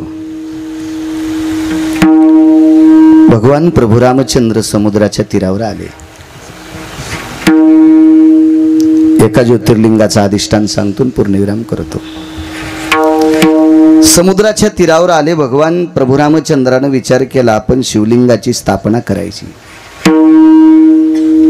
आपण ज्या पूजा करतो ना ह्या कितपत योग्य असतात, आपण जे व्रत करतो, साधना करतो, ह्या कितपत पोषक आहेत, याचा आपल्याला फायदा होतो का, आपल्या मनाला आत्मिक समाधान आहे का, असं जर असलं तर करायचं. नाही तर आपल्या संप्रदायातले जे नियम आहेत का महाराज, हे चुकल्याच्या नंतर मंत्र चळे थोडा तो धडाची हे वेडा करायची नाही. सोंग नाटक एक चौकट दिली, एक मर्यादा लावून दिली, तेवढ्या पुरतं जर आपण करत असलो तर सगळ्या गोष्टी करायच्या. आपण सोहळ्यात पत्ते खेळणार लोक पाहत नाहीत का, पाहतो आपण. ते त्या दिंडीत जाणार, त्या दिंडीत त्याचा ते टेम्पो राहणार, त्याच्यात गाद्या राहणार, रामेश्वर बुवा ते फॅन असणार, त्याला वायर असणार. आपा जिथं दिंडी थांबल तिथं आकडा टाकतोय, फॅन चालू, 52 अध्यायाचा ग्रंथ सुरू. त्या दिंडी मालकाला विचारलं हे तुकाराम महाराजाचे चुलते तो मधात कशाला घेतले, ते म्हणला हे 2-4 पंक्ती देतात. मला असं वाटतं यायला तर नरक असेलच, पण त्या दिंडी मालकाला पण कोण्या नरकात टाकाव देवाला कळणार नाही. मर्यादा सांगितली बरं आपल्याकडे मर्यादा. हे बा तात्पुरतं गोड तर कोणालाही वाटतंय, पण उद्या कोणीतरी आपला बाप पुसणारे इतकं मात्र लक्षात ठेवलं पाहिजे, ध्यानात असावा. आणि बाप कधी जन्माला येईल काही सांगता येत नाही बरं का. मग तो पक्वादाता असेल, तो गायनात असेल, बाळू महाराज कीर्तन करीत असेल, याच्यात असेल, कोण वरचढ होईल काही सांगता येत नाही. तगादा असतो त्याचा. म्हणून पक्वाद जरी असेल तर काय काय काय काय काय काय जितकं जितकं पाठ करता येईल तितकं पाठ करण्याचा प्रयत्न करायचा. गायन क्षेत्रात आता किती बोल असतील, किती राग रागिणी असतील, त्याचा काय मिळच नाही. जेवढं मला वाटतं करता येईल तितकं थोडंच असेल नाही का काकडे भाऊ? किती बी करत राहत. मी तर म्हणतो आयुष्य पुरत नसेल अभ्यासाला. मला असं वाटतं किती दिवस वाचित राहा, आयुष्य पुरणारच नाही. जितका वेळ भेटेल तितकं असं काहीतरी नवं काढीत राहतो. म्हणजे इकडचं तिकडचं उकांडे उकरून नाही, त्यासाठी पुराणच पाहतो. कारण का ज्या पायरीवर गेलं ना काका, त्या पायरीहून जर खाली आलं तर मरण्यापेक्षा अपमान असतो. खाली येऊ नये, तिथं राहा, अभ्यास करत राहायचा. एक पैलवान 3 जिल्ह्यात गाजला आणि 4थ्या जिल्ह्यात एक पैलवान झालं. त्याला कानात सांगितलं तिथे एक पैलवान आहे. ते म्हणलं आपल्यासारखा नाहीच. म्हणलं जाऊन पाहिजे, ते तुला आपटी तू. कोण म्हणतंय? म्हणलं मी म्हणतो. कस काय म्हणता? म्हणलं तोंडान म्हणतो. ते तुला आपटी तू पैलवान. हे गेलं, गाडी घेतली 2-4 त्याच्या संग ते तुटलेल्या शेपटीवाले. ते गेले आपल्या तिथे गेल्याबरोबर म्हातारी भाकरी करू लागली. आजी पैलवान कोण? मा नातूय म्हणली. तीन भरकत भाकरीचा हात छातीवर आणला. मा नातूय म्हणे. 82 वर्षाची म्हातारी आप्पा ती. मा नातूय म्हणली ते पैलवान. तर हे पैलवान म्हणलं बाबा म्हातारी बी छाती थापताय. 82 वर्षाची म्हातारी, 92 वर्षाची. कुठं गेलाय? ते म्हणले काय नाही, 1 वाजता तर लाईन चालू आहे, मोटर चालू असल्यामुळे गव्हाला पाणी देतोय, 1:30 वाजता घरी येतोय. बसा तोरक. म्हातारी भाकरी करू लागली. हे उपाशीच गेल ते बोंबलत. त्या गावात काय पोहे नाही, शिरा नाही, बर्गर नाही, पॅटीस नाही, असं काय नाही तिथे. असं ते पॅटीस बर्गर का असतं ते, वडापाव नाही, काय नाही, काय विषय नाही. म्हातारी म्हणली यार बसा जेवायला. लगेच बसली. बांध्या भाकरी वाढ्या, अशा चुलीवरल्या भाकरी, कोरडी भुरकी वाढली, करा जेवण. ते पैलवानाच्या संगच म्हणलो हिचा नातू पैलवान, तेल नाही. आणि तो 9 पोते काजू बदाम खाल्लीस. आणि बदाम कुटायला 2 माणसं त्याच्या आज्यान फुलते. बदाम कुटून पाण्यात भिजवायचे आणि असे धोत्राचे 4 पदर करून पिळायचे. चौथा खायचा नाही, नुसतं पाणी प्यायचं. रोज 1.5 किलो बदामाचे. आणि ते म्हणलं मी 9 क्विंटल बदाम खाल्ले. म्हातारी म्हणली मा नातू बदाम गिदाम काय खात नाही, हेच खारवड्या कांदे भेटले तर का शेंगदाणे. हे आपल्या शेंगदाण्यालाच काजून बदाम म्हणून खातो. पण अजून त्याला कोणी पाडणारा झालाच नाही. पैलवान म्हणलं बाप्पा म्हातारी बी आगाऊची. ते म्हणलं आजी पण आम्ही कोरडी भुरकी खात नाही ना. म्हातारीच्या गाडग्यात भाजलेल्या कळडी होत्या, पासा कळडी सगळ्याला वाढल्या.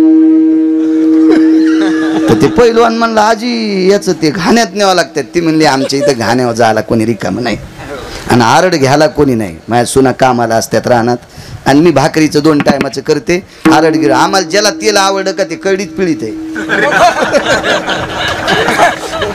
पैलवान म्हणला आजी कशी कागडी पिळताय? त्यान म्हातारी उठली, हात गीत धुतले, पदराला हात पुसला आणि त्याच्या पात्रावरल्या कळडी घेतल्या ना अशा कर पिळल्याबरोबर पळ तेल. म्हातारी 92 वर्षाची म्हातारी होती, अशी तेलच पडलं. पैलवानानं एका भाकरीचे 9 घास केली आणि पटपट गाडीत बसली. म्हातारी म्हणली अरे जा पण बुट घ्याला ना. ते म्हणला नको आजी, तू पैलवानाची आजी कळडी पिळल्यावर तेल काढत तू या पैलवानानं मला पिळल्यावर काय निघल. मी येतो म्हणला आजी, मी येतो. माऊली हसू नको, असा प्रत्येक जातीत पैलवान असतो. असा पक्वादात असतो, गायनात असतो, गिरगावच्या बाळ्याला बी भेटन असा बी पैलवान असतो. त्याच्यामुळे अभ्यासच करायचा. विठाला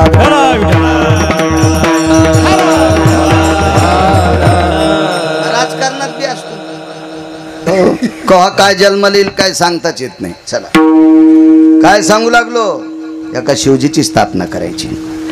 महाराज विद्वानाची गरज असते. प्राण प्रतिष्ठा करण्यासाठी किती भूदेव अधिकारी असावा, त्याला मंत्र कोणते असले पाहिजे, मूर्त कुठला असला पाहिजे, अग्नी कोणाच्या नावानं खाली, तंडील कसा करायचा आहे, शास्त्र शुद्ध असतं ते. रामायणामध्ये अत्यंत वयस्कर जामवंत होते. प्रभू रामचंद्राने जामवंतांचा सल्ला घेतला. आदरणीय जामवंतजी, भगवान शिवजीची समुद्राच्या तीरावर स्थापना करायची, आपल्याला पुरोहित कोण आणायचा? जामवंतानं सांगितलं माझ्या पाहण्यातला विद्वान पुरोहित या भारत देशात एकच आहे, त्याचं नाव आहे रावण. आणि रावणाला आमंत्रित करायचं. तर प्रभू रामचंद्रानं सांगितलं रावणाच्या विद्वत्तेच्या बाबतीत मला सुद्धा अभ्यास आहे, पण माझा आणि त्याचं भांडण येईल का, तो येईल का? जामवंतानं सांगितलं रावणाच्या आजोबापासून माझा संबंध चांगला, कारण वयस्कर जामवंतच होते बरं का. रामायणात जामवंता इतकं वयस्कर कोणीच नव्हतं. म्हणून प्रभू रामचंद्रांनी त्यांच्यासोबत कुस्ती खेळायचं टाळलं होतं. पुढे कुस्ती खेळली जामवंतीच्या लग्नाच्या वेळेस, एवढे वयस्कर होते ते. आणि मग जामवंत ज्या वेळेला लंकेत जातात त्यावेळेला रावणानं पाहिल्याबरोबर रावण शिवासन सोडतो आणि बाजूला बसायची व्यवस्था करतो. त्यावेळेला बऱ्यापैकी राक्षस म्हणले हे प्रभू रामचंद्राच्या पक्षात आहे, वळवळ करू नका म्हणले. हे कोणाच्याही पक्षात असू द्या, पण माझ्या आजोबाचे मित्र आहेत, त्यांचा आदर करणं गरजेचं आहे. बसले आणि रावणाने विचारलं काय काम आहे? काही नाही, एकच काम आहे म्हणले. मर्यादा पुरुषोत्तम रामचंद्रांना समुद्राच्या तीरावर भगवान शिवजीची स्थापना करायची आणि पौरोहित्य करण्यासाठी माणूस आता ते जंगलातून आले आणि त्याला कोण सापडेल, आणि मी तुमचं नाव सुचवलंय, माझी इच्छा आहे तुम्ही पौरोहित्य करण्यासाठी यावा. रावणानं सांगितलं काय हरकत नाही, हे पण रामायणात पाहायचं नाही, आताच सावध करतोय, शिवरात्रीमुळे सांगायलो तुम्हाला, हे पण रामायणात बघायचं नाही, वेगळ्या पुराणात. रावणानं विचार केला एखादी व्यक्ती जर जंगलात असेल, राम जंगलात आहेत, वैर विरोध सोडून द्या, विरोध विरोधाच्या जागेवर असेल, तुमचा वाद वादाच्या जागेवर असेल, पण सत्यकर्मात साह्य झालं पाहिजे. वनवासात राम आहेत आणि त्यांना जर शिवजीच्या लिंगाची स्थापना करायची असेल तर आपण मदत करणं गरजेचं. आपण पुरोहित कसले, काय हरकत नाही म्हणजे मी पौरोहित्य करण्यासाठी येतो, मंत्रोच्चार करण्यासाठी येतो. तर जामवंतानं सांगितलं, रामचंद्रांनी सांगितलं सामुग्री काय लागल, म्हणजे खारका किती लागतील, वाट्या किती लागेल, बदाम किती लागतील, हळकुंड किती लागतील, खोबरं किती लागेल, खडीसाखर किती लागेल, तूप किती लागेल, काय किती लागेल. रावण किती विद्वान होता पहा. रावणाला रावण्या म्हणणारा मीच आहे, मीच आहे, आणि विद्वत्ता सांगणाराही मीच आहे. कारण रावणाला रावण्या का म्हणायचं, ज्ञानोबाराय तुकोबारायच्या चौकटीत बसत नाही. जायू तू माते न करी साया सामी विष्णुदास तैशनो, म्हणून रावण या पेपरमध्ये नापास झाला, म्हणून इतकं. पण रावण विद्वान किती होता पुढे पहा. रावणाने जामवंतांना सांगितलं गुरुवर्य,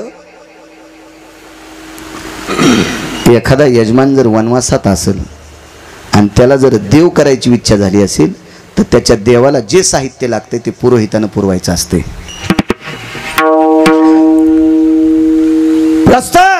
जी प्रधान, प्राण प्रतिष्ठेची सामग्री तयार करा. घागरीच भरल्या तुपानं, दह्यानं, दुधानं, लोण्यानं. यजमान कोणी माहिती? काका रामचंद्र आहेत, पुरोहित रावण आहे, आणि बाजूला पूजा जर काढून टाकली तर दोघं कट्टर विरोधक आहेत. महाराज विरोध ब्रह्मदेवाला मोजताच येणार नाही रणजित काका. बायको चोरून नेणं साधा विरोध असेल का? नवल काय नवल असेल ते विरोधात. हा एक बाजू अशी तुकारामजीचा, आणि दुसरी बाजू जर विचार केला तर यजमान जगाचा बाप आहे आणि पौरोहित्यासाठी रावण आहे. सामुग्री तयार. महाराज काय आनंद वाटला असेल जामवंताला, जाऊन सांगितलं प्रभू काम साधलं बरं का, पौरोहित्य करण्यासाठी रावण येत आहे. रावणाने एक विमान पाठवलं अशोक वाटिकेत, रिकाम विमान. त्या विमानामध्ये 6 पत्न्या पाठवल्या स्वतःच्या, बायका 80,000 होत्या, मंदोदरी नाही. 6 पत्न्या पाठवल्या आणि स्वतः रावण दुसऱ्या विमानात. आणि सीतेला सांगितलं, सीते तुझ्या मालकाला समुद्राच्या तीरावर प्राणप्रतिष्ठा शिवजीची करायची, आणि बायको जिवंत असताना पूजाला एकट्याला बसता येत नाही. सोपनराव काय हुशार असन रावण पहा. बायको जिवंत असताना पूजेला एकट्याला बसता येत नाही, बायको गेल्यावर बसता येतं, किंवा सुपारी कमराला खोसून बसायची पद्धत होती पूर्वीच्या काळात. मग रामप्रभूला पूजेला बसायचे आणि तू वनवासात आहे, प्राणप्रतिष्ठेची पूजा कशी करता येईल? भगवान शिवजीची स्थापना आहे, पूजा कशी करता येईल? कोण सांगायला माहिती? रावण. म्हणून तू माझी बंदिस्त आहेस, आदेश माझा आहे. माझ्या 6 पत्न्या विमानात आहेत, या विमानात तू बस, पूजा होईपर्यंत तिथपर्यंत चाल, पूजा झाली की तुला पुन्हा इथं आणून ठेवी. महाराज काय काय विद्वत्ता असेल ती, काय प्रचंड व्याप असेल रामेश्वर महाराज. त्या विमानामध्ये सीतेला बसवलं, विमान बाजूला अधिष्ठित केलं, रावणानं पूजा वगैरे सगळी मांडली आणि पाट 2 टाकले बसायला. भाऊ पाट 2, एका पाटावर प्रभू रामचंद्र आहेत. आता वामांगे रखुमाई, पूजेचे 2 प्रभेद आहेत बरं का. कधी कधी बायको उजवीकून घ्यावं लागती आणि कधी कधी डावीकून घ्यावं लागती. वारकरी संप्रदायाशी संलग्न असणाऱ्या लोकांनी कधी पत्नी डावीकून ठेवायची, हा आत्ताचा काळ. आणि पूर्वीच्या काळात उजिकून होत होती. काही काही माणसं तिथं पण अरे तुला कळतं का इकून, अरे तसं नसतं सुमळ्या, त्याला पण शास्त्र आधार आहे ना. बसबस नकून करी जाऊ, तू वाचिलं नाही काही कुठं तू न वाजी तू. ज्यानं काही वाचिलं नाही का ती माणसं जास्त बडबड करणार. ती मसन वाट्यात पण इकून लाकूडला ते कार, अरे ते खाली घाल ना, हे माना खाली घाल.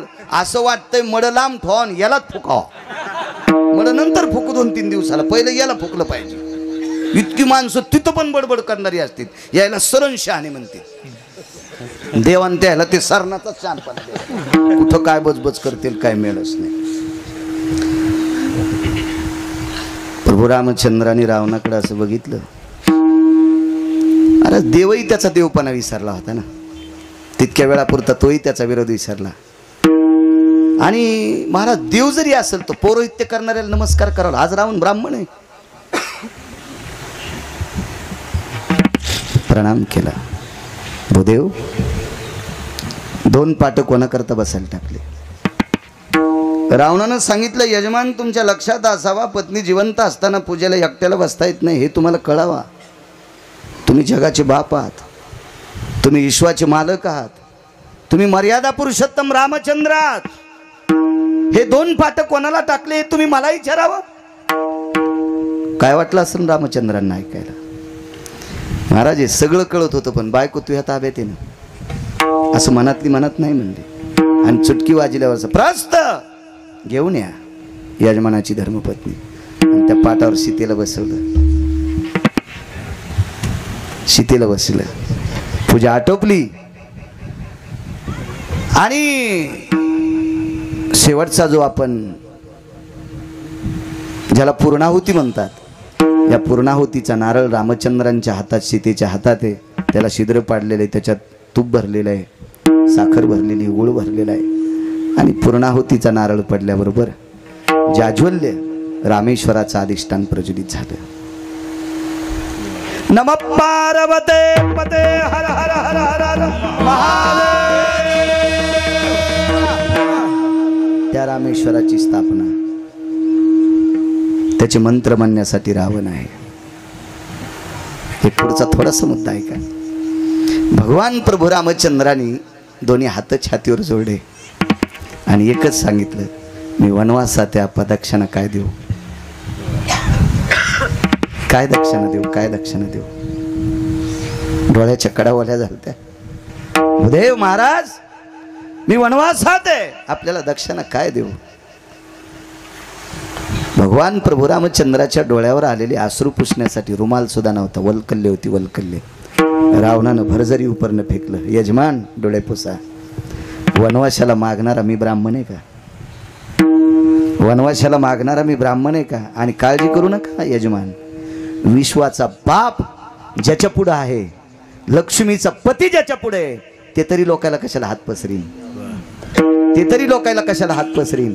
शेतीला विमानात बसिलं, माफ कर बाई, तुला तुझ्या जागेवर नेऊन ठेवतो. आता यजमानाचं काम संपलं आणि ब्राह्मणाचं काम संपलं. आता आम्ही वैरवतोय. पूजा इतकीच बघा, इतक्या साधनेत केलेली पूजा, अशा तत्वात पूजा असली पाहिजे. कायवानो आता पुरे हे कायवानो आता कायवानो आता पुरे कायवानो आता पुरे हे चरणी ठेवी चरणी ठेवी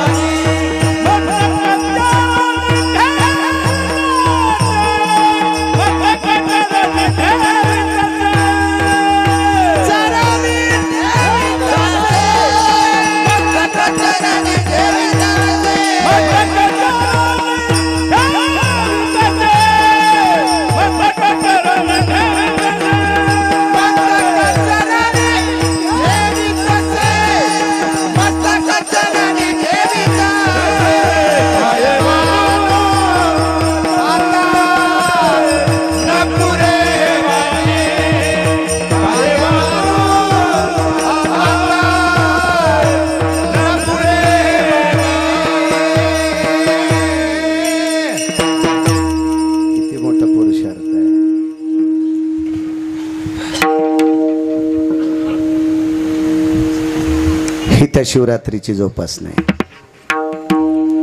शिवरात्रीच्या दिवशी पाणी घालू लागले संध्याकाळी लोक महादेवाला.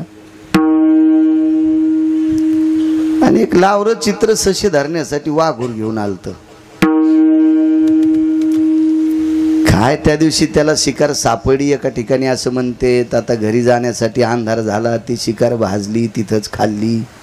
काही बांधून गठुडं तसंच मासाचं ठुलं. रात्री आता घरी कधी जाईल म्हणून तिथंच थांबला. बाजूला असं मंदिर होतं सोपनराव, त्या मंदिरासारखं. आणि लोक पाण्याच्या कावडी घालू लागले, तुकारामजीचा लोक. याने विचार केला, एवढाली माणसं, काही बायकांच्या गळ्यात डाग दागिने सोने अलंकार सगळा थाट, मोठमोठाली माणसं, आणि पाणी घाललेलीत काय भेटत असेल. पण याच्याकडे गाडगच नव्हतं. आपण जी करतो का त्याच्या पाठीमाग सिद्धता असली पाहिजे, भाव असला पाहिजे, श्रद्धा असली पाहिजे. आपण काय असतं माहिती आहे का, आपला अवडंबर जास्त असते, आपला देखावा जास्त असतो. लोकांनी आपल्याला चांगलं म्हणावं हा भाव असतो. तुम्हाला एक सांगू का, देवाला गोष्ट आवडली की सगळ्या गोष्टीत तो तुमच्या चौकोनात बसवितो आणि त्याचं तो भलं करत असतो. आपला पुरुषार्थ उदयाला येण्यासाठी आपला भाव तितका गोड पाहिजे, देखावा नाही, देखावा नाही. त्याने विचार केला, काका ही सगळी लोक पाणी घालते, तर आपल्याकडे तर तांब्या नाही, गिलास नाही, डबकं नाही, टंबरेल नाही, काहीच नाही. त्याच्या पायात 2 बुटं होते. हे लोक जिथून पाणी भरू लागले का तिथं तो गेला, त्यानं बुटं विसळले आणि दोन्ही बुटं पाण्यात घातले. पण एका बुटाला काटा टोचल्यामुळे त्याच्यातलं पाणी गळू लागले. ते म्हणलं हे आपल्या कामाचं नाही, दिलं बुटाड फेकून. आणि ज्या बुटाला छिद्र नव्हतं त्याच्यात पाणी घेतलं. आता बऱ्यापैकी लोकांची गर्दी कमी झाली आणि ते बूट त्याच्याच अंगावरच्या कपड्यानं आधार धरीत धरीत धरीत आतमध्ये गेला आणि शिवजीच्या अंगावर पाणी टाकलं. त्यालागी विमान पाठविले. बिल्वमंगळ म्हणायचं त्याला. त्यालागी विमान पाठविले. मला श्रुती नावाच्या व्यक्तीनं प्रश्न केला, एवढ्या मोठ्या बायका इतक्या बेजार आहेत, यानं एक पोत बेल आणलाय, काही न धोत्र्याची फुलं आणले, कोणी कशाची फुलं आणले, कोणी काय आणले, कोणी किती आणले, त्याला विमान. शिवजीने सांगितलं, हे सगळे काहीतरी बाजार घेऊन आलेले आहेत. कोणी म्हणतं मा नातू पहिली 3 वर्षे हे तो पास कवा होईल, कोणी म्हणले आमचं पोरगं कवा पास होईल, कोणी म्हणलं आमचं म्हातारं 24 तास 4 कटे ओढीत, त्याच्यातले 2 कट्यावर कवा येईल, बिड्या कवा सुटत्याल, काही ना काही एक घरानं घेऊन आलेत. या हे शिकारी माणूस आहे, त्याच्याकडं काहीच नाही, पण त्याचं कवडीचं घराणं नाही, ते फक्त मला पाणी घालायलाच आलं. हा त्याचा भाव होता, हा त्याचा भाव. त्या लागी विमान पाठविले. आपला भाव तितका लागेल ना. आपण नको त्या ठिकाणी. एक जण महाराजाच्या पाय पडायला बाई गेली, ती म्हणली महाराज 3 वर्ष झालं पहिल्याच वर्गात पोरग आहे, याचं भलं व्हा. महाराज म्हणले 3 वर्ष झालं पहिल्या वर्गात म्हणजे याचं मेमरी कार्ड, ती म्हणली सगळंच उगाळलेलं आहे. नाही काही पण लिहता वाचण्यापुरतं. ऊसाचं ट्रॅक्टर गेल्यावर याला हिसाबाची पावती घेऊ, ती आणता यावा. इतकं दूध गिदी इकायला गेलं तर त्याला हिसाब करावा.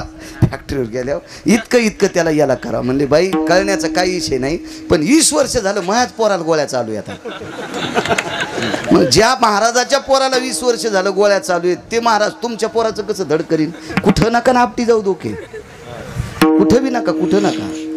महाराज देवसुद्धा शोधत असताना तसे शोधले पाहिजे. महाराज भगवानजी अधिकारी शिवजी आहेत, पण तिथं त्यांची साधना, तिथं उपासना, तिथं भाव, आपलं भलं होत असतं ना. पण ते भलं करण्यासाठी शिवजीकडे एकटं जाल जमत नाही. महाराज शिवजी आणि पंढरीपुरातले मालक तसे भेटत नाही. त्याच्यासाठी तसा साधू लागेल, तसा संत लागेल. हरिप्राप्ती शिवपाय धरावे संताचे ते पाय. एक 5 मिनिटात मुद्दा सांगतो, पूर्णविराम करतो. शिवजी कासार नावाचा संत होऊन गेले. मी परवाला प्रगट दिनात तुम्हाला चिंतन शिवला बऱ्यापैकी काही मंडळी आली, ती लक्ष्मण भाऊ तुम्ही प्रभू त्या आधी करून होते. शिवजी कासार नावाचा एक संत आहे, समाजानं कासार आहे. पवित्र स्त्रीचा हात धरायची ताकद कोणात आहे का, काय कोणाची माय होईल. पण कासाराला बांगड्या भरत असताना दोन्ही हातानं स्त्रीचा हात धरावा लागतो. चुकीचं मार्गाने बोलल्या का मंत्र्याचं पद एका रात्यात गेलं तर नाही का. आपण तुमच्या परतूरला झालती का, जालन्याला सभा झालती ती, हो एका रात्यात संध्याकाळच्याला पार्टीनं पदच काढून घेतलं त्या मंत्र्याचं. तुम्ही घरी गेल्यावर पहा, मी तितकं सांगायला गुतं थोडं घेतलंय, ते काय गरज आहे आपल्याला ते काढवा विचारणं हीच घेण्यासाठी. पण ऐकल्यानं सांगतो. शिवजी कासार नावाचा एक वारकरी, पण जिजा तो वारकरी तुकोबरायच्या कीर्तनातली पहिली चाल म्हणायचा. पुढे चाल म्हणायची गंगाजी मवाळ, आणि पाठीमागं चाल म्हणायची शिवजी कासार. पुण्यवान किती असतील कल्पना करा. ज्या शिवजींना तुकोबरायच्या कीर्तनातली चाल म्हणायला भेटती ते शिवजी किती पुण्यवान असतील. कधी कधी तुम्हाला सुद्धा लाज वाटत असेल शिवाजी बुवा. तुम्हाला एखाद्या वेळेस आता नाईलाजानं साथ आशेची करावं लागते की त्याचे गाणेच म्हणते तरी तुम्हाला साथ करावं लागते. हे तुमचंही थोडंसं पाप बरं का, राग येऊ देऊ नका. मला 4-2 ठिकाणी ऐकायला भेटलं, असं वाटत होतं बापरे उठावा तर संप्रदायाचा नियम मोडतो आणि ऐकावा तर कोण्याच चौकटीत बसत नाही. आपलंही पाप समजायचं रामेश्वर बुवा. माऊली तुकोबरायच्या कीर्तनात पकवाज वाजवायला सोनबा ठाकूर होते. महाराज किती पुण्यवान पकवाद्या असेल की ज्याला तुकोबरायच्या कीर्तनात साथ करायला भेटते. आपण अभ्यासू किती आहेत त्याच्यापेक्षा आपल्याला अभ्यास कोणापुढं मांडायला भेटायला हा महत्त्वाचा विषय. याचं पुण्य असते. आपण साथ कोणाला करतो हा महत्त्वाचा भाग आहे. आजही परमार्थामध्ये आयुष्य घातलेली लोक आहेत. वयाची 75 संपली तरी पांडुरंगबा घुलेंना आपण दिंडीत पाहतो. आदरणीय नामनिष्ठ पांडुरंगजी बाबा घुले ते वारीत चालतात. 75वी संपली. आदरणीय बंडातात्यांचं वय जर पाहिलं, त्यांना एक आजार झाला. जरी चालता येत नसेल तरी सकाळच्या काकड्याला हजर, फडावरल्या कीर्तनाला हजर. मला साधना आहे लोकांची, साधना आहे. आज एवढी मोठी साधनेतली लोक आहेत. या लोकांमुळे परमार्थ जिवंत आहे. या मधल्या टपराच्या गाडीत बसणाऱ्या आमच्यासारख्या येडपटाईमुळे परमार्थ नाही. परमार्थ निष्ठेनं करणाऱ्या लोकांमुळे जिवंत आहे आणि तेच जिवंत ठेवू शकते. हे काय नसते. हे बुटकं भर पाणी घेऊन दुसऱ्याला आंघोळ घालायला गेला आणि त्यानं तोंडच धुतलं नाही. पुढचा म्हणला तो दात घासले का नाही, मग माय आंघोळीची कशाला काळजी करायला. हे बुटकं भर पाणी घेऊन फिरणाऱ्यांचा जास्त सुळसुळाट झाला. त्याच्यात मी पण असन. मी काय फार शहाणा आहे असं समजत नाही. तुमच्यामुळे बरा दिसतो. शिवजी कासार नावाची वारकरी होते. मला सोनबा ठाकरांनी प्रश्न केला, शिवजी तुम्हाला तुकोबरायच्या कीर्तनात चाल म्हणायचा योग आला, तुकोबराय सारखे महात्मा तुम्हाला सापडे, पुण्य कोणते?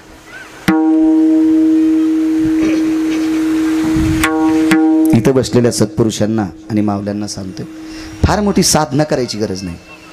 आपण नियम पाळणं हा सर्वात मोठा पुरुषार्थ आहे. ज्या मायबापानं सासू सासऱ्यानं संपत्ती कमवली त्या सासू सासऱ्यांचा आदर करणं, लाखो दुधाच्या घागरी महादेवाच्या पिंडीवर घातल्याचं पुण्य तुम्हाला प्राप्त होईल. त्या सासू सासऱ्याची संपत्ती, सोपानराव आनंद वाटला तुमच्या बाबाला तुम्ही फोटो काढताना बोलिलं, याच्यात तुमचा पुरुषार्थ आहे. तुम्ही मोठे झाला असता फॅक्टरी टाकली असेल, तुमचं घर पाहिलं मी, रावणाला लाजवील असं घर आहे. मी गेलतो आप्पा त्यांच्याकडे, छान छान छान अस्तित्व तुमचं कुटुंबातलं चांगलं आहे. पण आजच्या प्रसंगात तुमच्या बाबाला तिथेही बोलवलं इथेही बोलवलं, याच्यात आनंद आहे. हा तुम्ही नसतं बोलवलं ना तर वर्णन केलं असतं तुमचं पाकिटापुरतं, पण तिकडे गेल्यावर तुम्हाला सोपानराव म्हणलं नसतं, त्यालाच गिरगावकर म्हणते. विठाला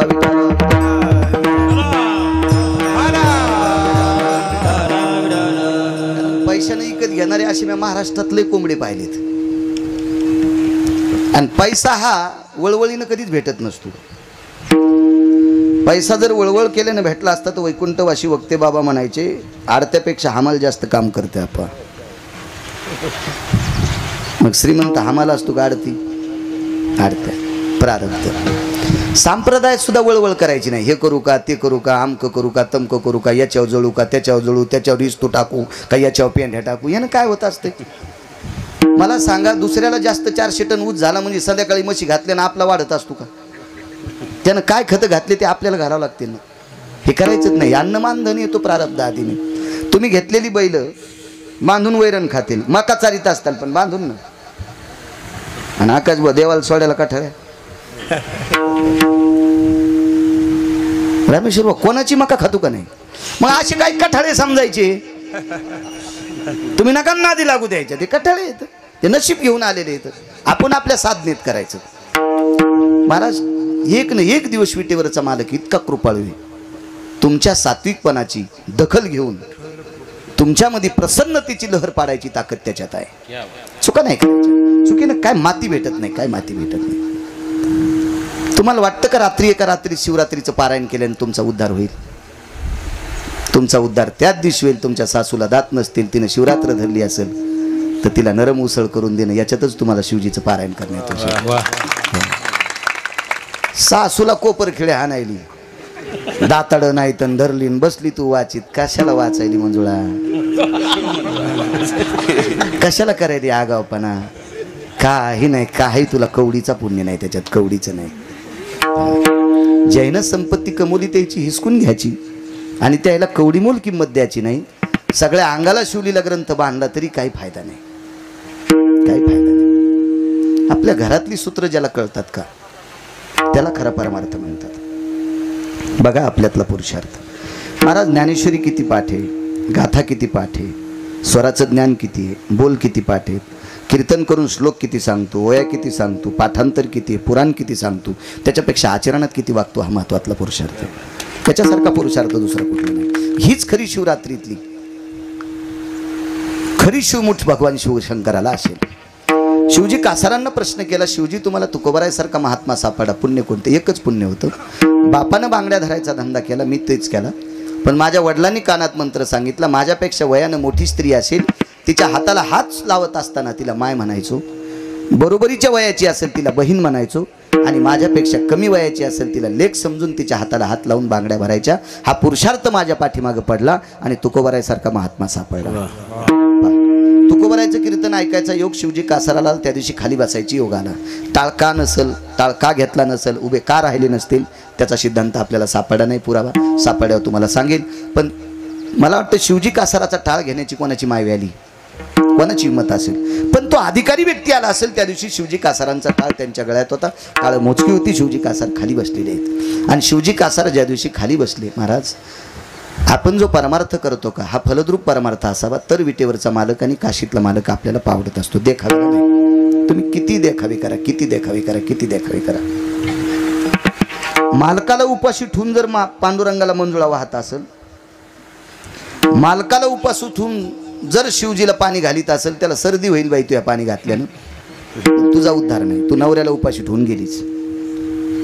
कारण काम करत असताना तत्व असलं पाहिजे. आम्ही संसारातली माणसं आहेत ना, आपण संसारातल्या माणसांना संसारातल्या जे नियम येतं ते पाळून परमार्थ केला तरी पोषक असतो. नातू शाळेत चाललाय, त्याची आई स्वयंपाक करायली, नातू शाळेत चालला, त्याची आई चपाती लाटायली, भाकरी करीत असेल, काही उपमा देत असेल, काहीतरी शिरा देत असेल, त्याला डब्याला द्यायचा. तर तितक्या वेळात आजीनं त्याचं दप्तर हुडकून द्यायचं, त्याचे सॉक्स द्यायचे, त्याच्या बुटाची दोरी पडली असेल ती द्यायचं, पेन्सिल कुठं खोलरबल पडलं असेल ते देऊन त्याची पिशवी भरून सोपनराव आजीनं मदत करायचं. पण माय त्याची स्वयंपाक करायली, पोरग दप्तर हुडकायला, आणि आजी तुळशीला येडे घालायली. आणि नेमकी त्याचा घटक चाचणीचा पेपर, त्याचं पेन्सिल आणि खोलरबल घरीच विसरलं. पोरग घरी आलं ना, आजी म्हणली काय झालं बाळ्या? काय नाही, माझं पेन्सिल आणि ती घरीच विसरली होती, पेपर कोराच गेला. तितक्यात मी भेटलो, काय करावं महाराज, माझ्या नातवाचं कसं होईल? म्हणलं काय नाही, मोठं झाल्यावर तुझ्या अंगावर ट्रॅक्टर घालणार आहे. कसं होईल तुझ्या नातवाचं? चांगलं होणार आहे, तुला फक्त ट्रॅक्टर खाली दाबणार आहे. काय झालं महाराज? म्हणलं बाई त्याचा पेपर कोरा गेलाय, त्याची पेन्सिल करू लागली ना स्वयंपाक, तिला कळत नाही का? म्हणलं तुम्ही काय करू लागले? मी तुळशी लिडे घालू लागले. म्हणलं 56 हरिपाठ वाच. पण नातू शाळेत गेल्या वाच ना. त्याच्या शाळेत जायच्या टायमाला तू तुळशीला येडे घालणं म्हणजे लय मोठं आहे का? मळणीचा बायला तर तू यात काय फरक आहे? फक्त त्याला गाठलंय म्हणून मळणीला चालला, आणि तुझ्या गळ्यात कासरा नसताना तू चाललीस, इतकाच फरक आहे.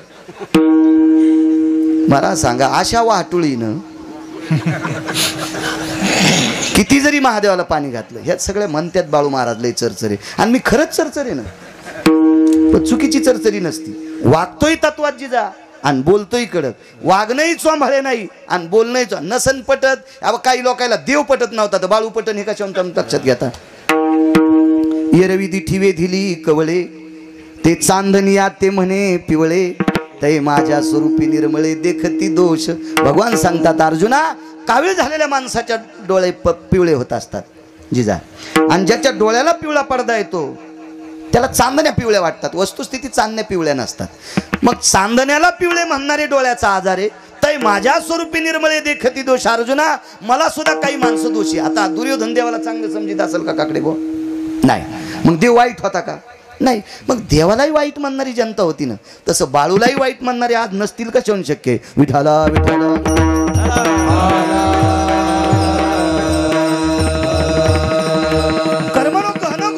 माणसाचा पुरुषार्थ कसा कामी. राग येऊ देत जाऊ नका माझ्या माईंनो, याच्याकरता तुम्हाला कडक स्वभावात बोलतोय.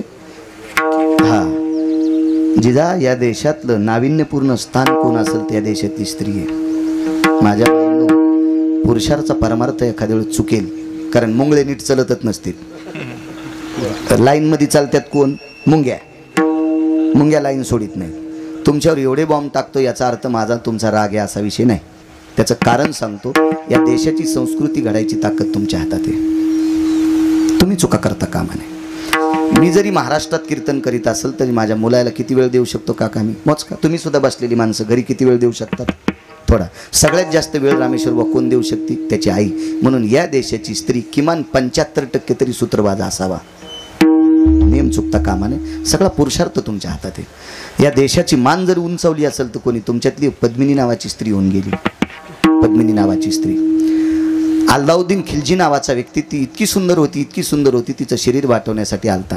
तिने नवऱ्याला सांगितलं, मालक तुम्ही काळजी करू नका, फक्त त्याला बैठकीत बोलत राहा. तो काही धनासाठी आलेला नाही, राज्यासाठी आला नाही, माझ्या शरीराचे धिंगडे उडवण्यासाठी आलेला आहे. आणि ती पाठीमागं गेली. 2700 कर्मचारी बायका होत्या, 2700 स्त्रिया होत्या तिच्या ताब्यात. 2700. तिचं नाव होतं पद्मिनी. सगळ्यांनी 5 मिनिटात एकत्रित केलं आणि सगळ्यांना सांगितलं, आज राज्यावर बाजू तुम्ही वरी जाऊन बघा, चौकड उघड्या तलवारी आहेत. 1400 काहीतरी तलवारी उघड्या गडाच्या भोवताल होत्या, त्या किल्ल्याच्या भोवताल. आणि हा काही राज्य लुटण्यासाठी आलेला खिलजी नाही, माझ्या शरीराचे चोचले लुटण्यासाठी आलेला आहे.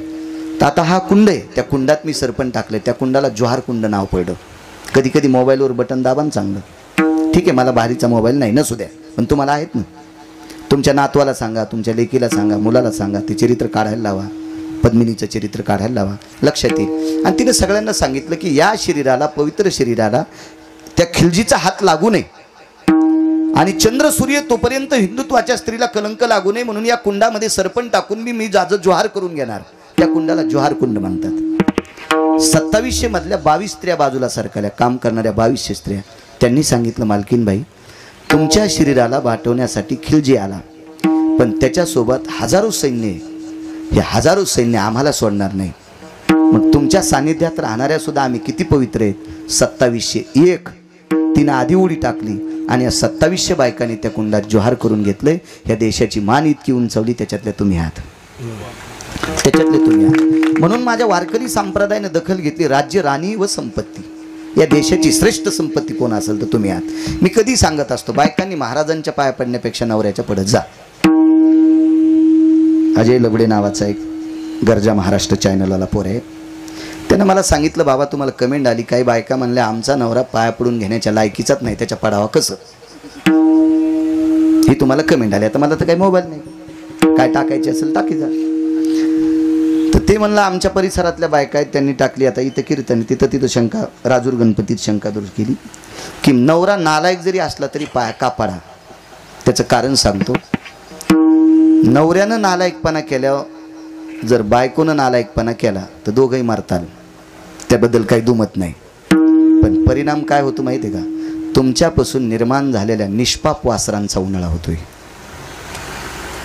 तुम्ही जन्माला आणलेली जी लेकरं आहेत का, हे निष्पाप वासरे आहेत, निष्पाप वासरे आहेत. नवऱ्याच्या, माईच्या, बापाच्या नालायकपणामुळं त्या दोन्ही निष्पाप लेकरांचा, तुम्हाला किती मुली असतील, किती मुलं असतील काय, या निष्पाप वासरांचा उन्हाळा होऊन जातो. म्हणून शास्त्र असं सांगतं की मुंगळ्यानं जरी लहानपणा नाही घेतला तर मुंगीनं घ्या. नवरा जरी नालायक वागला तर पत्नीनं लहानपणा घ्या.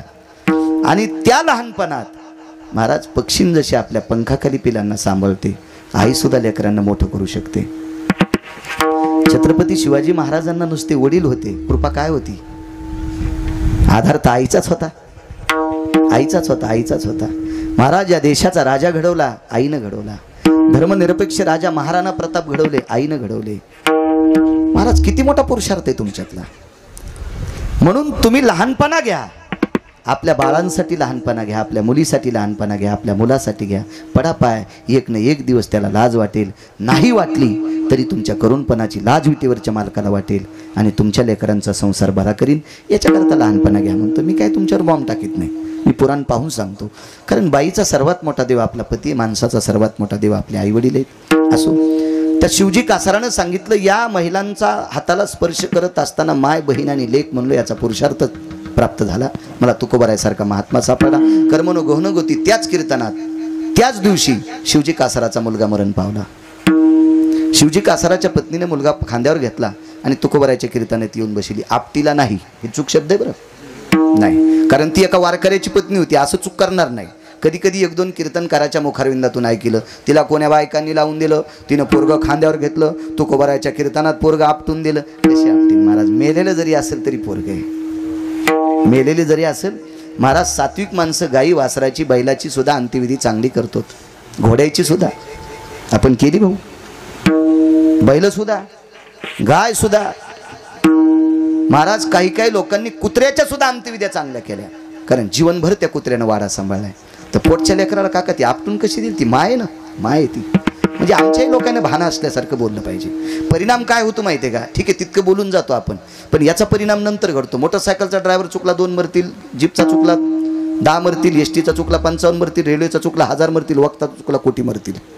महाराज या जिजा अशा बायका आहेत, एखाद्या वेळेस नवऱ्याचं ऐकायचं नाही, पण आम्ही सांगितलं की ते ऐकत आहेत. मग आम्ही जर चुकीचं बोलून गेलो ह्या जर ऐकत राहिल्या आणि परिणाम उद्या सुनानं केला, नातवानं केला, नातीनं केला, नातानं केला, तर याचे परिणाम उलट होत असतात आणि धर्म मातीत जात असतो. याचं पाप महाराज किती भोगल ते नंतर सोडून द्या, पण लोक किती वाम मार्गाला जातात हा महत्त्वाचा मुद्दा आहे ना. त्याच्यामुळे चुकीचं बोलायचं नाही. खांद्यावर मुलाचं प्रेत घेतलं, तुकोबारायच्या कीर्तनात बसली. त्यावेळेला एवढी गर्दी तुकोबारायच्या कीर्तनाला नव्हती, कारण काळ तसा नव्हता आकाश महाराज. आणि मांडीवर पोरगं घेतले, डोकं मांडीवर आहे, शरीर खाली आहे, मोठं पोरगं होतं, थोडंसं रडू लागली. शेजारणीने विचारलं, बाई रडता कशा करता? काय नाही म्हणे, माझा मुलगा मरण पावला. मग मेलेला मुलगा इथं कसा आणला? याच्याकरता आणला बाई. छत्रपती शिवाजी महाराजांच्या मांडीला मांडी लावून बसलेली जी व्यक्ती आहे, या मुलाचे बाबा आहेत, त्यांना सांगायचंय आपला बाळ घेणं. मी सांगू का तुकोबारायला कीर्तन? नको म्हणे. मी कीर्तन तुकोबारायची ऐकली, माझ्या मालकानं ऐकली, पण माझ्या मुलाला ऐकायला जिवंतपणे योग आला नाही. मेल्या का होत नाही त्याच्या अंगावर तुकोबारायची शब्द सुमन पडतात. शब्द